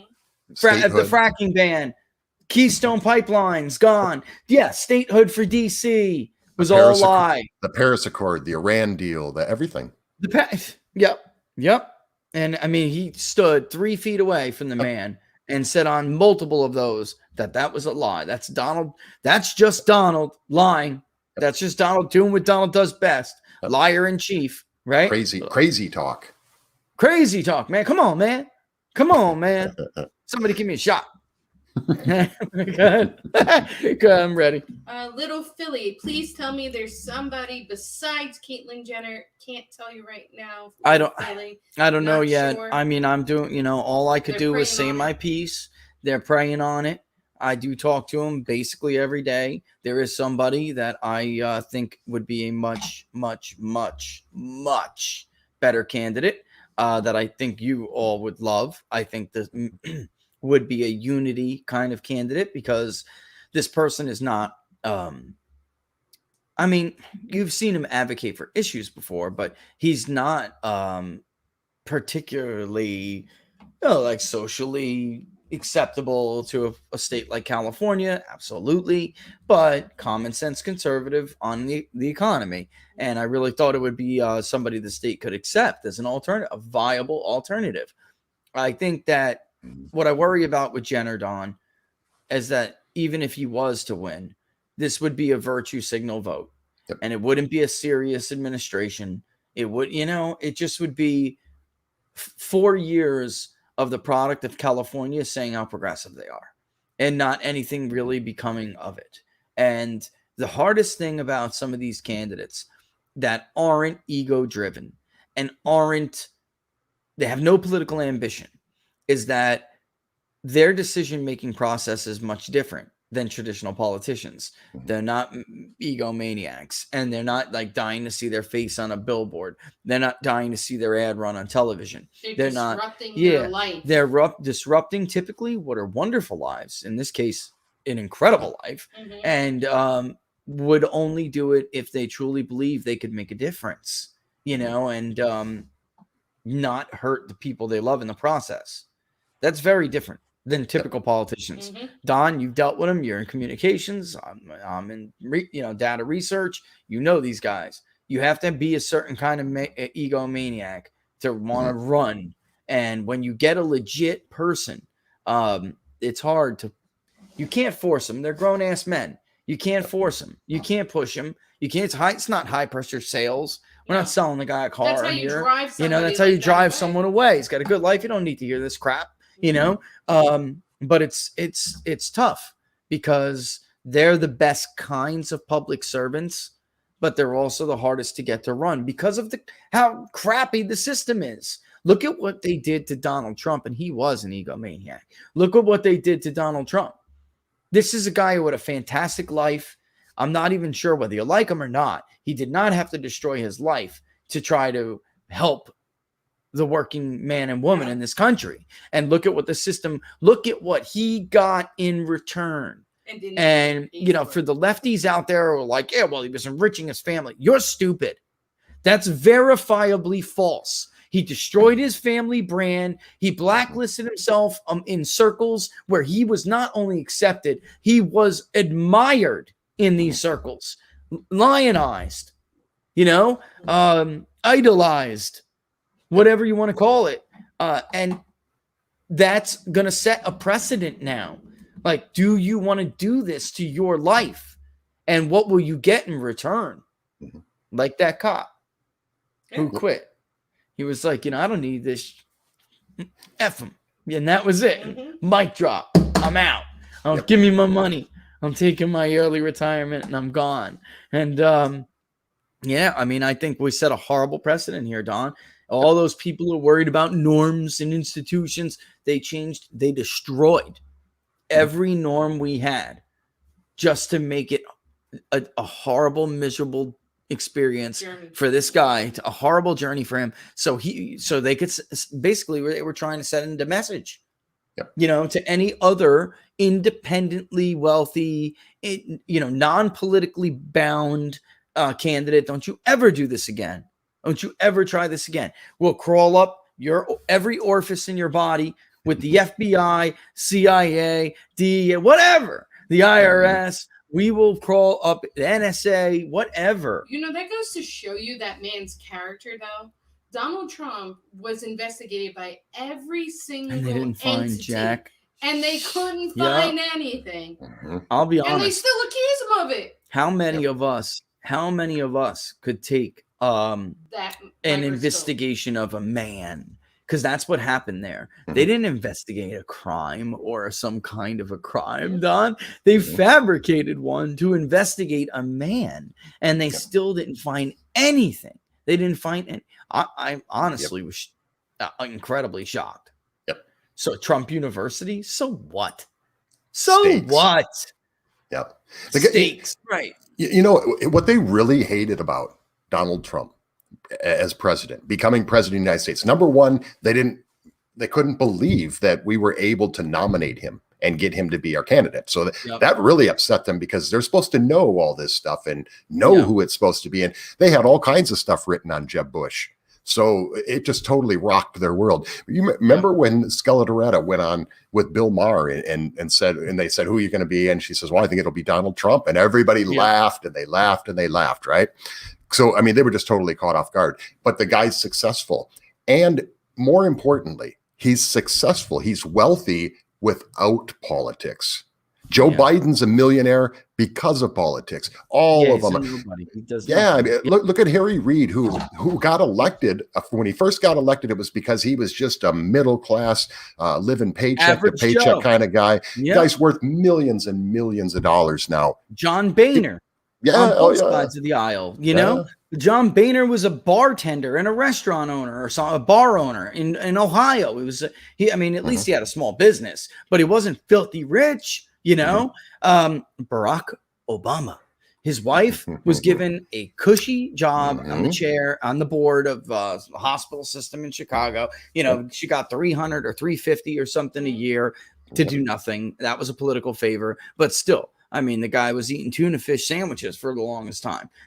You know, he had nothing. He did nothing. He owned nothing. He ran nothing. He created nothing. He was nothing. Without Washington, D.C., and their friends in the media, these are largely unproductive members of society. They contribute nothing. They are blood-sucking leeches who suck off the talent of the rest of us, Don. That's all they do. They live off it. They destroy it. They try to control it. They sap ingenuity, innovation, talent, and beauty out of the world. That's what they do. That's what they are. That's what they do. They're really despicable little creatures. They're like parasites. Politicians. They are. They are the COVID. Man, I mean, there's some on both sides. Yeah, they are COVID. Right. Maybe that's why they like COVID so much. They're a freaking virus themselves. Right. Anyway, let's get one more in here. Maybe one more, maybe two more. It's 122. I don't know what Don's plans are, but I'm rambling over here on a Friday. I had a long week, friend. I got a lot of stuff I got to do. We're going to run a poll here in a little bit later. Got a couple, apparently. I got to get out invoices too, you know. Well, here's a quick, cute, funny question. Joel would like to know, can Don sing? I can, but you wouldn't want me to. What do you want to hear? Feelings. I can do feelings. Okay. You don't want to hear that. I have to do a karaoke one day or something. Maybe we'll host an event and we'll have a karaoke, you know? Oh, that'd be great. Yeah. Meet the People's Pundit. Watch him do a karaoke. Just don't let me don't let me go off the chain. No more Elvis repeats. Oh my God. Thank you very much. I'd like to know who is Donald Trump's PR person, because Jason Miller. Because they did not do a good job. Jason Miller right now really is his main PR guy. Right. Well, hold on. Yeah, let me say one thing. Let me say one thing on that, because I mentioned earlier that I had Sean Spicer on, and Rich, I think you remember this. I had Sean Spicer on. So if you got to understand this, if you're Donald Trump's PR guy or his spokesperson so I had Sean Spicer on, and I asked him, what is it like? Because Sean Spicer's a guy who's used to writing messaging and, you know, here's how I think we should deal with this. That's not how it works with Donald Trump. with Donald Trump, he says it, and you're the PR guy. So your job is to go, let's see what, you know. So, and that's what Sean Spicer said. He said he leads the train and you just get on board and you do the best job you can. You don't have any input on how something's going to be said, or he just says it, which is the thing you love about him. But it's a nightmare if you're a PR guy, because you're just a cleanup guy. That's all you are. So I think it's important to put that into context when it comes to President Trump. Yeah, that's he told you, Don, that he was steering the ship, and he set the direction, set the tone, and it was like you basically had to just come out and play cleanup. You hang on. I think Sarah Sanders understood that so well, and she was one of the best press secretaries I've ever seen. I mean, if not the best, because she had to adapt to a new era, a new environment. Even they always mistreated Republican press secretaries versus Democrats. I honestly can't even stomach them anymore. They're so bad now that I watch a little bit and I get the crux of it and I just move on, because they're such cheerleaders, and even worse than Barack Obama. You know, at least it would hammer Jay Carney a little bit here and there, you know, once in a while. But now it's a total joke. But this time around with Donald Trump, it was something very, very different, Don. It was, you know, you thought someone was going to bring a gun one day and like shoot somebody on the podium. I mean, these people were nuts. They were rabid ideologues and haters. It was just crazy. Didn't even make any sense half the time. You know, their line of questioning, you would see this story. Did you hear this story? Blah, blah, blah, blah. And Sarah Sanders would like destroy them, debunk it, and then the next person would just repeat repeat the same question as if reality is totally disconnected from that. It was just it was nuts. It really was nuts. And that happened during the impeachment. You know, they'd say, well, Donald Trump, first he was talking about this and then he jumped right into it. So you missed one. And Sarah Huckabee Sanders said, no, you edited 500 words from the transcript. Here's what it really said. The president here, Vladimir Zelensky here. If you take out 500 words, it sounds like what you want it to sound like. And then the next question, what the president was doing, it's like, whoa. She's like, I answered my that question God, already. moving on. You know, Next. it was just crazy. Right. It was really nuts. Beyond nuts. That's the Clinton-esque thing. I already answered that question. I already dealt with it. So I'm never going to answer that question again. I've already dealt with it. So don't even ask me. There you go. Yep. Yeah, I totally agree. And I saw one. Go ahead. You got another one? Oh, I got questions. I wanted to answer one I had read on the line real quick. But go ahead. All right. So Sergey Pat said, my dad has always wanted to know, how does the Federal Reserve rate affect the interest rates at banks? What's the connection between them? It's the federal funds rate. So when the Fed raises, the Fed rate, the federal funds rate is it's not directly, okay, so the Fed set the rates here. That's going to be your mortgage rate or whatever. It's not. It doesn't work that way. But when the federal funds rate is changed, it's at what the banks are borrowing the money, right? So they have to raise to make money. If the Fed lowers the rate, they could lower the rates themselves too. They could or could not, you know. But when they raise it, believe it or not, they're going to get their money back from their loan. So they're going to raise whatever it is, whether it's a car loan and a mortgage loan, whatever it may be. So it impacts every rate because that's the bank borrowing too. So I don't know how to say it more simpler than that, but it's the rate that the bank is paying, you know. So that's why it dictates the rates the bank charges to you. Does that make sense? You know, I'm trying to say it as simple as possible. It's a little bit more complicated than that, but I'm trying to, you know, trying to say it as simple as possible. So the Fed isn't dictating the rate that you have to pay. It's dictating the rate the lenders will pay when they have like overnight reserves they got to meet or whatever it may be. So the banks make the decision based on what they're being charged. In a nutshell. And then just to answer what the other person said, Lisa, the Lincoln Project hasn't been totally dismantled yet because they kind of they're destroyed for all intents and purposes. They're defunct, but they shuffled. They're doing what all good DC crook insiders do, shuffle the deck. So all the people who were under the gun, they're out, and or at least most of them, and other people will step in and they'll hope to salvage it. Now, don't believe for a second those people don't still benefit from it being around if they can salvage it. But no, it's just like the Podesta group. You know, those people weren't done. They just shuffled around until they had to finally close their doors. As long as money is still rolling in, they're still there. They're not gonna shut down with money coming in and say, "Oh, here, take your money back." So it may be coming in at a lesser rate now, but the money's still coming into those people. There's still people who will support them till their dying day, as long as they're there. It's the same reason why Peter Strzok and Lisa Page and Andy, the crook deputy director, could just like put up a GoFundMe and still make a killing, even though it was very obvious they were all crooks. You know, I mean, it's ideology. They were on their side. They were helping their ideology, and they're always going to have somebody, some fool that they can grift, you know, and that's the way it is at the Lincoln Project.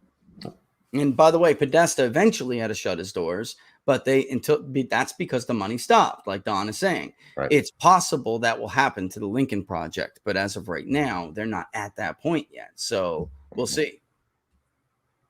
It was a good question, though, Lisa, because a lot of people have in some way, shape, or form asked me that. Like, wait a minute, aren't they gone? Why do I still see them on Twitter? And, you know, well, they're playing musical chairs. They're trying to do what every good, corrupt, defunct, lobbying, whatever you want to call it, consultant class does. They got in trouble. They're going to try to shuffle the deck, put somebody else's name on the header. Hopefully the money doesn't stop fully rolling in. And I've never seen numbers like that, Don. The numbers that they used, that basically how much goes in your own pocket. But then again, I've never seen BLM's financials. Yeah. So we'll see. They know BLM's not regulated yet as much as they could be, so we'll see. But that they were subject to everything. They had to file everything. Okay. All right. 2 local questions. Hit me. Hey, Rich. Hey. New subscriber here. Hey. I was wondering, Thank you for your subscription. I was wondering who would be the best GOP candidate for the gubernatorial race in Virginia for this year's election. Laura and I were just talking about that, actually. And honestly, I really don't know, because I don't think Virginia, I don't ever say abandon anything. I just think that Virginia's at a point, Don, I think you'd agree. Virginia's at a point where you need ridiculously low turnout to be able to, in Nova, Virginia. So in Nova, you would need ridiculously low turnout to be able to swamp, even because look, you can't even count on the votes of areas like Virginia 7 anymore. You can't even count on that. Manassas used to be very conservative, and now you open your doors to those professional class jobs, and the place will change. And that's it. And that's what's happened between state to state migration and illegal immigration. Some of the most beautiful places in the country are now dumps, and there's a lot of people in them. Before, look, we'll tell you, years ago, the dream was Virginia. Oh, yes. It was.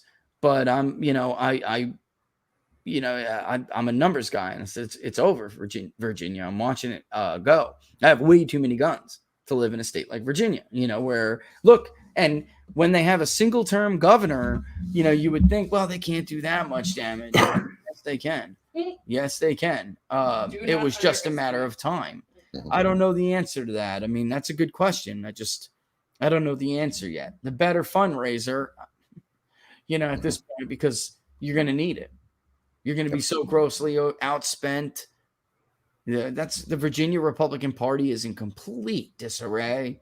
It's just, they always kind of were, though, right, Don? Weren't they really always in disarray? It's just that it was a red state for so long. They relied on the goodwill of the state, kind of like they did in Georgia and other states. And North Carolina, that's not true. They fight, they mobilize. But in other states, it's the South. All you really have to look at there is you've got a governor, right, who got caught in this scandal for the yearbook. So he's either the guy in the blackface or he's the guy in a Klan outfit. Does everybody realize he became more popular after that? He's more popular with minority communities in his state because he couldn't remember which one he was, which means at some point in his life, he's done both. But think about that. He's more popular now with Black Virginians than he was before. A picture of him either in blackface or as a Klan member, folks. So I think that's really all you have to look at as far as viability of a Republican winning there, at least in the near future. And I'm looking right now, Don, at who has made some of the requirements so far. And there really is, this is such nonsense, though, a bellwether of the GOP's identity in the post-Trump era. That's not true. Virginia always had an identity crisis in the Republican Party. That's total nonsense. But you have people like Amanda Chase and Pete Snyder who represent the Trump wing of the party. I'm looking and I'm not seeing anybody who's really, their numbers, Don, are not impressive at all. Even signatures and stuff. I mean, look, Laura, the filing fee, the signature, right? Mm-hmm. This is a bit of a joke. It's a bit of a joke. They better get a lot better. Cox is the establishment candidate. I can tell you that. That's going to be the wing of the party that, what are their names? It's that last schmuck. Hold on. I don't mean schmuck. I said, yeah. That was on air. George Allen. And Bob McDonnell, who was the last Republican governor. of the state of Virginia. And by the way, they took him out political. And we were just talking about political prosecutions because, you have the independent Justice Department under Donald Trump, but under Democratic administrations, they can go after your political opponents all you want. Truth is, Bob McDonnell crushed it in 2009, and it did scare Democrats about Bob McDonnell's ability to carry Virginia for Mitt Romney, who are inevitable Republican nominee would be. So they just took him out. Everybody knew that conviction was going to be overturned in the Supreme Court. We had been down this road before with these bribery cases, these gift cases, these corruption cases. There was a joke. That was prosecutorial overreach. Everybody knew it, but Bob McDonnell had to go. So they got rid of Bob McDonnell by whatever means necessary. They just took him out. I mean, I don't even think there were left-wing legal analysts at the time who thought that was a legitimate prosecution. You can get a conviction on it because a prosecutor can make it sound so horrible, but the line in the law is very blurry. And the Supreme Court has said this before, there's a very fine line here, and you can't, someone gives you a watch, and wants a couple minutes of your time, that's not bribery, kind of thing. Now, personally, I wouldn't like what Bob McDonnell did either. I mean, that's the very GOP way of doing things. I don't know if I can squeeze you in. Laura, you think I got time on Thursday? But a car would help. A car would help, man. Sure. Right? If you I'd like a car. That's Bob McDonnell for you.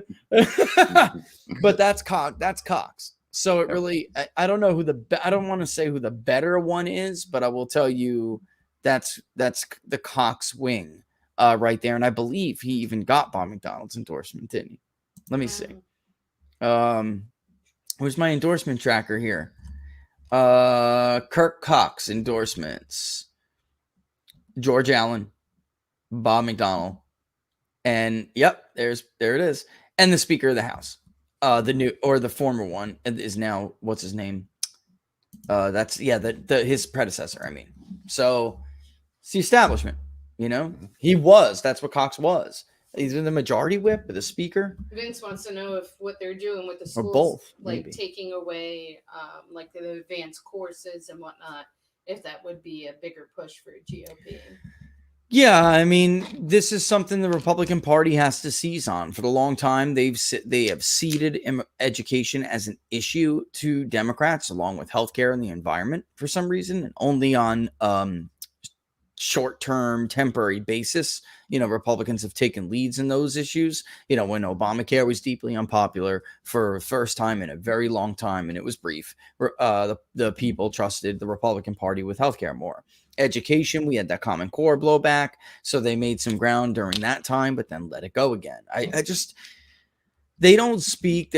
Tip O'Neill, when it comes to gubernatorial elections, this is the one hope in Virginia for Republicans. When it comes to gubernatorial elections, all politics really is local. Tip was right about that. And that's why you can see a state like Connecticut be so damn close all the time. And you can see a Democratic governor in Tennessee like Bradenson, but he would never get elected to the Senate, which was never going to happen in 2018. But the media said he was such a popular Democratic governor. Maybe he'd make a Senate candidate. He can beat Marsha Blackburn. No, he can't. It's a senatorial election. It's different. But yeah, that is a good suggestion. Mm-hmm. So is transgender issues. We've been over this before. They should absolutely seize these issues. Education across the board. And then what happens to your child when they are in the public education system? I don't know why Republicans don't do this. I showed you guys the numbers. They're overwhelming. Tell the country, tell your communities that your little girl is going to have to be sharing a locker room if Democrats get their way. I mean, believe me, as woke as you think you are, until that's in your position, you're going to find yourself not in the 22% anymore that we found support that crap. I mean, it's just, they don't. It's such a fringe issue. All right. So serious question here. We need to get Don and Rich to do news with booze instead of freewheeling on Friday. It's too early in the morning, And maybe man. they will start to sing. It's too early in the morning. Maybe we would end up hour. on Right Wing Watch in a heartbeat. I just want everybody to know I'm very flexible to that. We have to push the hour back a little, and then I might do it too, but not on YouTube because I think that may be a violation of terms and services. It'd have to be a locals only thing, right? And then we would definitely end up in the Daily Beast. Yes. News with booze coming to you live. These on two Friday. right wingers were drunk on a YouTube channel. And really let everything out. Oh my goodness. We just don't think this is healthy for discourse in the country, so we've asked YouTube to permanently suspend their accounts. Well, let me tell you something, buddy. So it would be. Let me tell you something. Over talking each other. It'd be hilarious. Lady Bell said mimosas. Those are morning things. Oh, I used to Say? love mimosas. Mimosas, right, I know, Don? I used to love mimosas. Absolutely. I'm very flexible. If it's Don and I's usual drinks, though, they'd have to deal with the crunching sound of like the peanuts or whatever, like a mix. While one's talking, the other one's chowing. Oh man, good times. Good times. All right, serious question now. All right, let's get one more serious question. When, Let's do it. which I found is you'll like this one. Cool. Anthony would like to know, when do states release the new redistricted? Oh my god. Redistricting. Yeah, I know what you Maps, mean. So we can see the new 2022 districts. Technically, didn't you're supposed to wanna say wait that on word. that there here census, but sue till you blue. Sue You to know? your- I mean, well, serious. True No, I'm story, not though, kidding. that is. But the census probably will help Democrats because you're going to see, I already know this from the prelim stuff. You're going to see explosion in states like Texas and Georgia and Arizona, but in areas that are going to help them. So it'll shift the lines a little bit, maybe not this time, but if not, soon. So the Phoenix area, that's going to benefit them. Definitely is going to benefit the Austin and the Dallas metro areas. I already know that may be the fastest growing two metros. And then you have the Atlanta, the ATL metro areas, which is also very fast growing. So, in a nutshell, we don't know that yet. Every state too, though, they're a little bit different. You don't have to, it really does depend on the state, and they'll get together and their legislature will do it. The Democrats will sue because these are red states right now. The Democrats will sue, and then you'll have a federal judge step in, even though they never want to step in when it comes to election irregularities. They'll watch them race to jump and say that these lines are racist, and they will, so we have a fight ahead of us. We definitely have a fight, and it's not going to be overnight. Even in traditional, redistricting. What pisses me off about Democrats complaining about gerrymandering, Don? They gerrymandered the entire 20th century. I mean, overwhelmingly throughout, they had 100 years to draw lines the way they wanted to draw it because they dominated. It was only until the Republican Revolution of 1994 that Republicans made enough gains at the state level, not just in Congress, but that was a good year, where they could take some of those lines and try to redraw them a little bit more fair. And Democrats had 100 years of gerrymandering and then had cry like babies the minute they lose. And cry like babies and say, well, it's okay if we cheat, but what you're doing is cheating. Right. So you just did it I'm not kidding when I say 100 years. And now that it's happening to you and not even to the level that they used to gerrymander, man, they were bad. Republicans at least try to make it, they try to be, they're not egregious about it. I mean, the lines are stupid and they look horrible. Don't get me wrong. But they weren't as bad as some of the 20th century examples. And they just can't take their own medicine, man. Is why I don't like people who whine, like do things themselves and then want a handicap, right? And the minute that it happens to them, they whine and cry like little babies. I can't stand that crap. And I made the comment earlier that they're better at fighting. They fight harder, and they have a higher success rate when they fight for something. There's no better example than gerrymandering, like you said, over the last 100 years. There's no better example. They understand how important it is to be able to control those lines. So they're not just going to go, oh, we lost that one. So they're going to be fighting, no doubt about it. And I hope the GOP is up to that fight too. Oh yeah, they're going to fight like hell because now they see an opportunity. They do.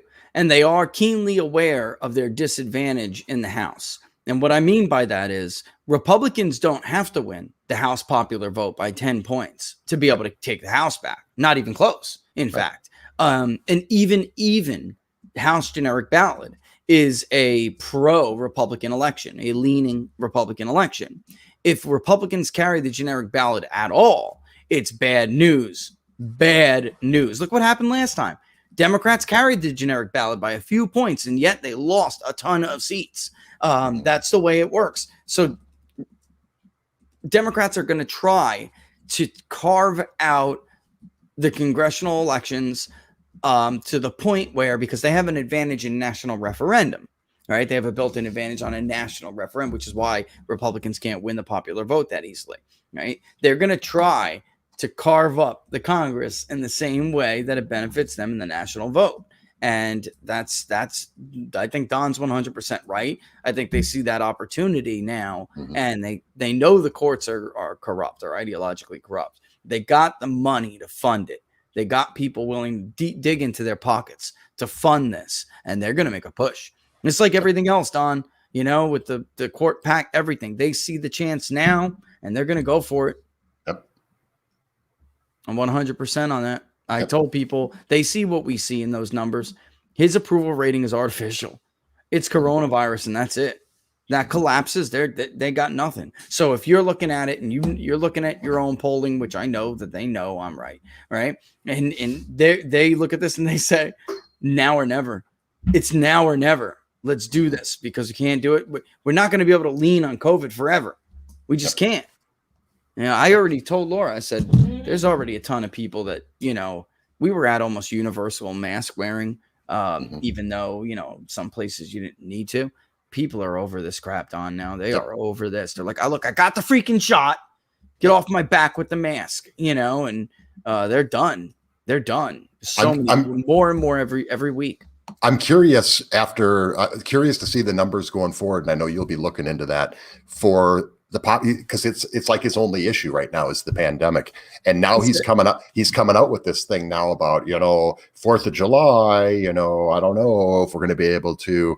I wonder how that's going to impact people. Because I can tell you right now, here in Florida, we could give a flip less whether Joe says we can get together for 4th of July. We're getting together for 4th of July. Doubt. And there's a lot of states now that are in that position too. So I'm curious what that's going to do to his approval on handling of the pandemic as he starts to get more open about threatening people. I'm not going to be able to let you get together, because like I said, we could care less here in Florida. We don't care what he thinks or how many people he says we can get together with, or whatever. So I'm curious to see what happens. This is why he got shellacked in Florida. This is why he got shellacked. I mean, it's a big. By the way, in Florida, ask COVID is largely seen to have been a net plus for Joe Biden, but not in Florida. Even when you ask people, who do you trust more to handle the pandemic? It was Trump. Well, in Florida, Florida gave Trump everything across the board. The pandemic, the economy, foreign policy, immigration, trade. They gave Trump who do you trust to handle? It was him across the board. I haven't seen somebody get beaten that bad on the presidential level in Florida in a long time. That was a thumping, man. That was a thumping. God bless Florida.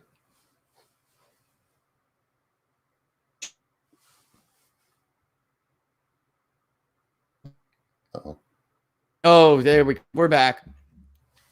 With that, let's wrap it up, my friend. I think the internet's had enough of us. All right. So tell everybody before we glitch out, tell everybody where they can find you, Don. Well, I'm on Locals. My community is Don Smith Show. So certainly find me there. I think that's really cool. And I'm glad to be a part of that now. Cool. So it's a great place to find me. My website's donsmithshow.com. And I'm at Don Smith Show 2 on Twitter. So tomorrow we've got Dr. Cordy Williams. I'm going to be interviewing him, and he's one of the great guys he's kind of partly responsible for the recall on Gavin Newsom thing. So he's been really involved in that, but he took a tour, spent his own money, went around the country right up before the election. So he's like one of those patriots who actually did a lot of things that he didn't have to do. And I think that's like a sign of character. He's a Marine, say retired, but you're always a Marine, so you don't really retire from Marine. But he's a great guy. He's known as Megaphone Marine, but 1776 Forever Free is his organization, and we're going to be talking about that, the things that he did. I was able to go to one of the events and was involved in helping put it together as well. But just a true patriot, teaches the Constitution, and I think it's important to talk to people like that who really put it out there. I mean, he's a doctor, so it could hurt his business, and I'm sure has had some impact. But looking forward to that. And then, of course, you'll be there. We'll go over all kinds of stuff. So tomorrow, noon Eastern time, 2 hours live video. It'll be our second video show. And first one went off pretty good. So we had a lot of fun with it. We're really enjoying the new format. Yeah, I absolutely had a blast last weekend. That was the first one on video, guys. For those who didn't know, great. It was cool. It was really cool. So yeah, it was good stuff. It was good stuff. And you can follow Don at Don Smith Show 2 on Twitter if you're still on Twitter. All right, it is his second Twitter account. All right, third. That's right. So that's another place where you guys can reach and keep up with what Don's doing. I'm gonna kick rocks, of course, guys. You can follow me on my locals as well. That's peoplespundit.locals.com. Don't forget before you leave to subscribe to the YouTube channel if you don't already, and hit that like button.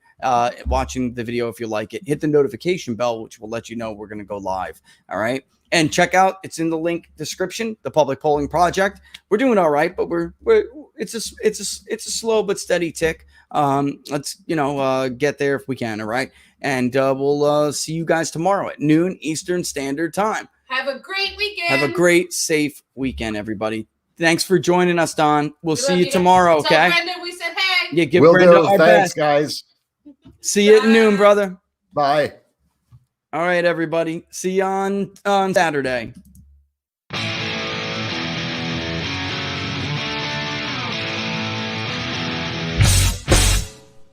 How much you wanna bet that I can get you back inside your head before the summer ends, and spread a little love just for a little fun. I'll make you come back to me before the rise of every sun. Baby, it's meant to be. I know you got a man, but he don't understand. You're gonna be a heartbreaker. You're such a love taker.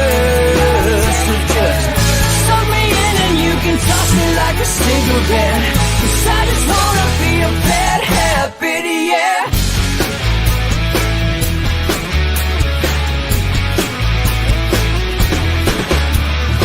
Rhythm in our love, it's impressive, excessive.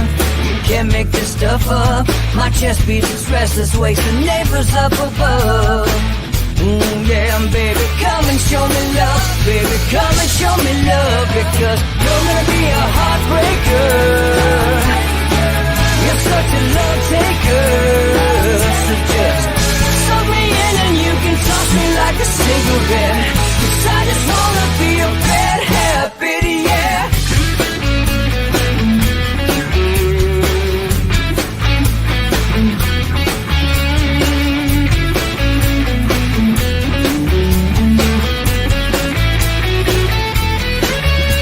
We can get on a plane and take a one-way ride. Steal us away to find a place we can hide. It wouldn't take much to spear for a knife, just to give into the need and leave it all behind. 'Cause I know that you know that I know that you own me. You told me, now show me, come blow me away. 'Cause I know that you know that I know that you want me. You told me, now show me, come blow me away. You're gonna be a heartbreaker.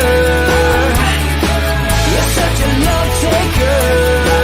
So just suck me in and you can toss me like a cigarette. 'Cause I just wanna be a bad habit, yeah. You're gonna be a heartbreaker.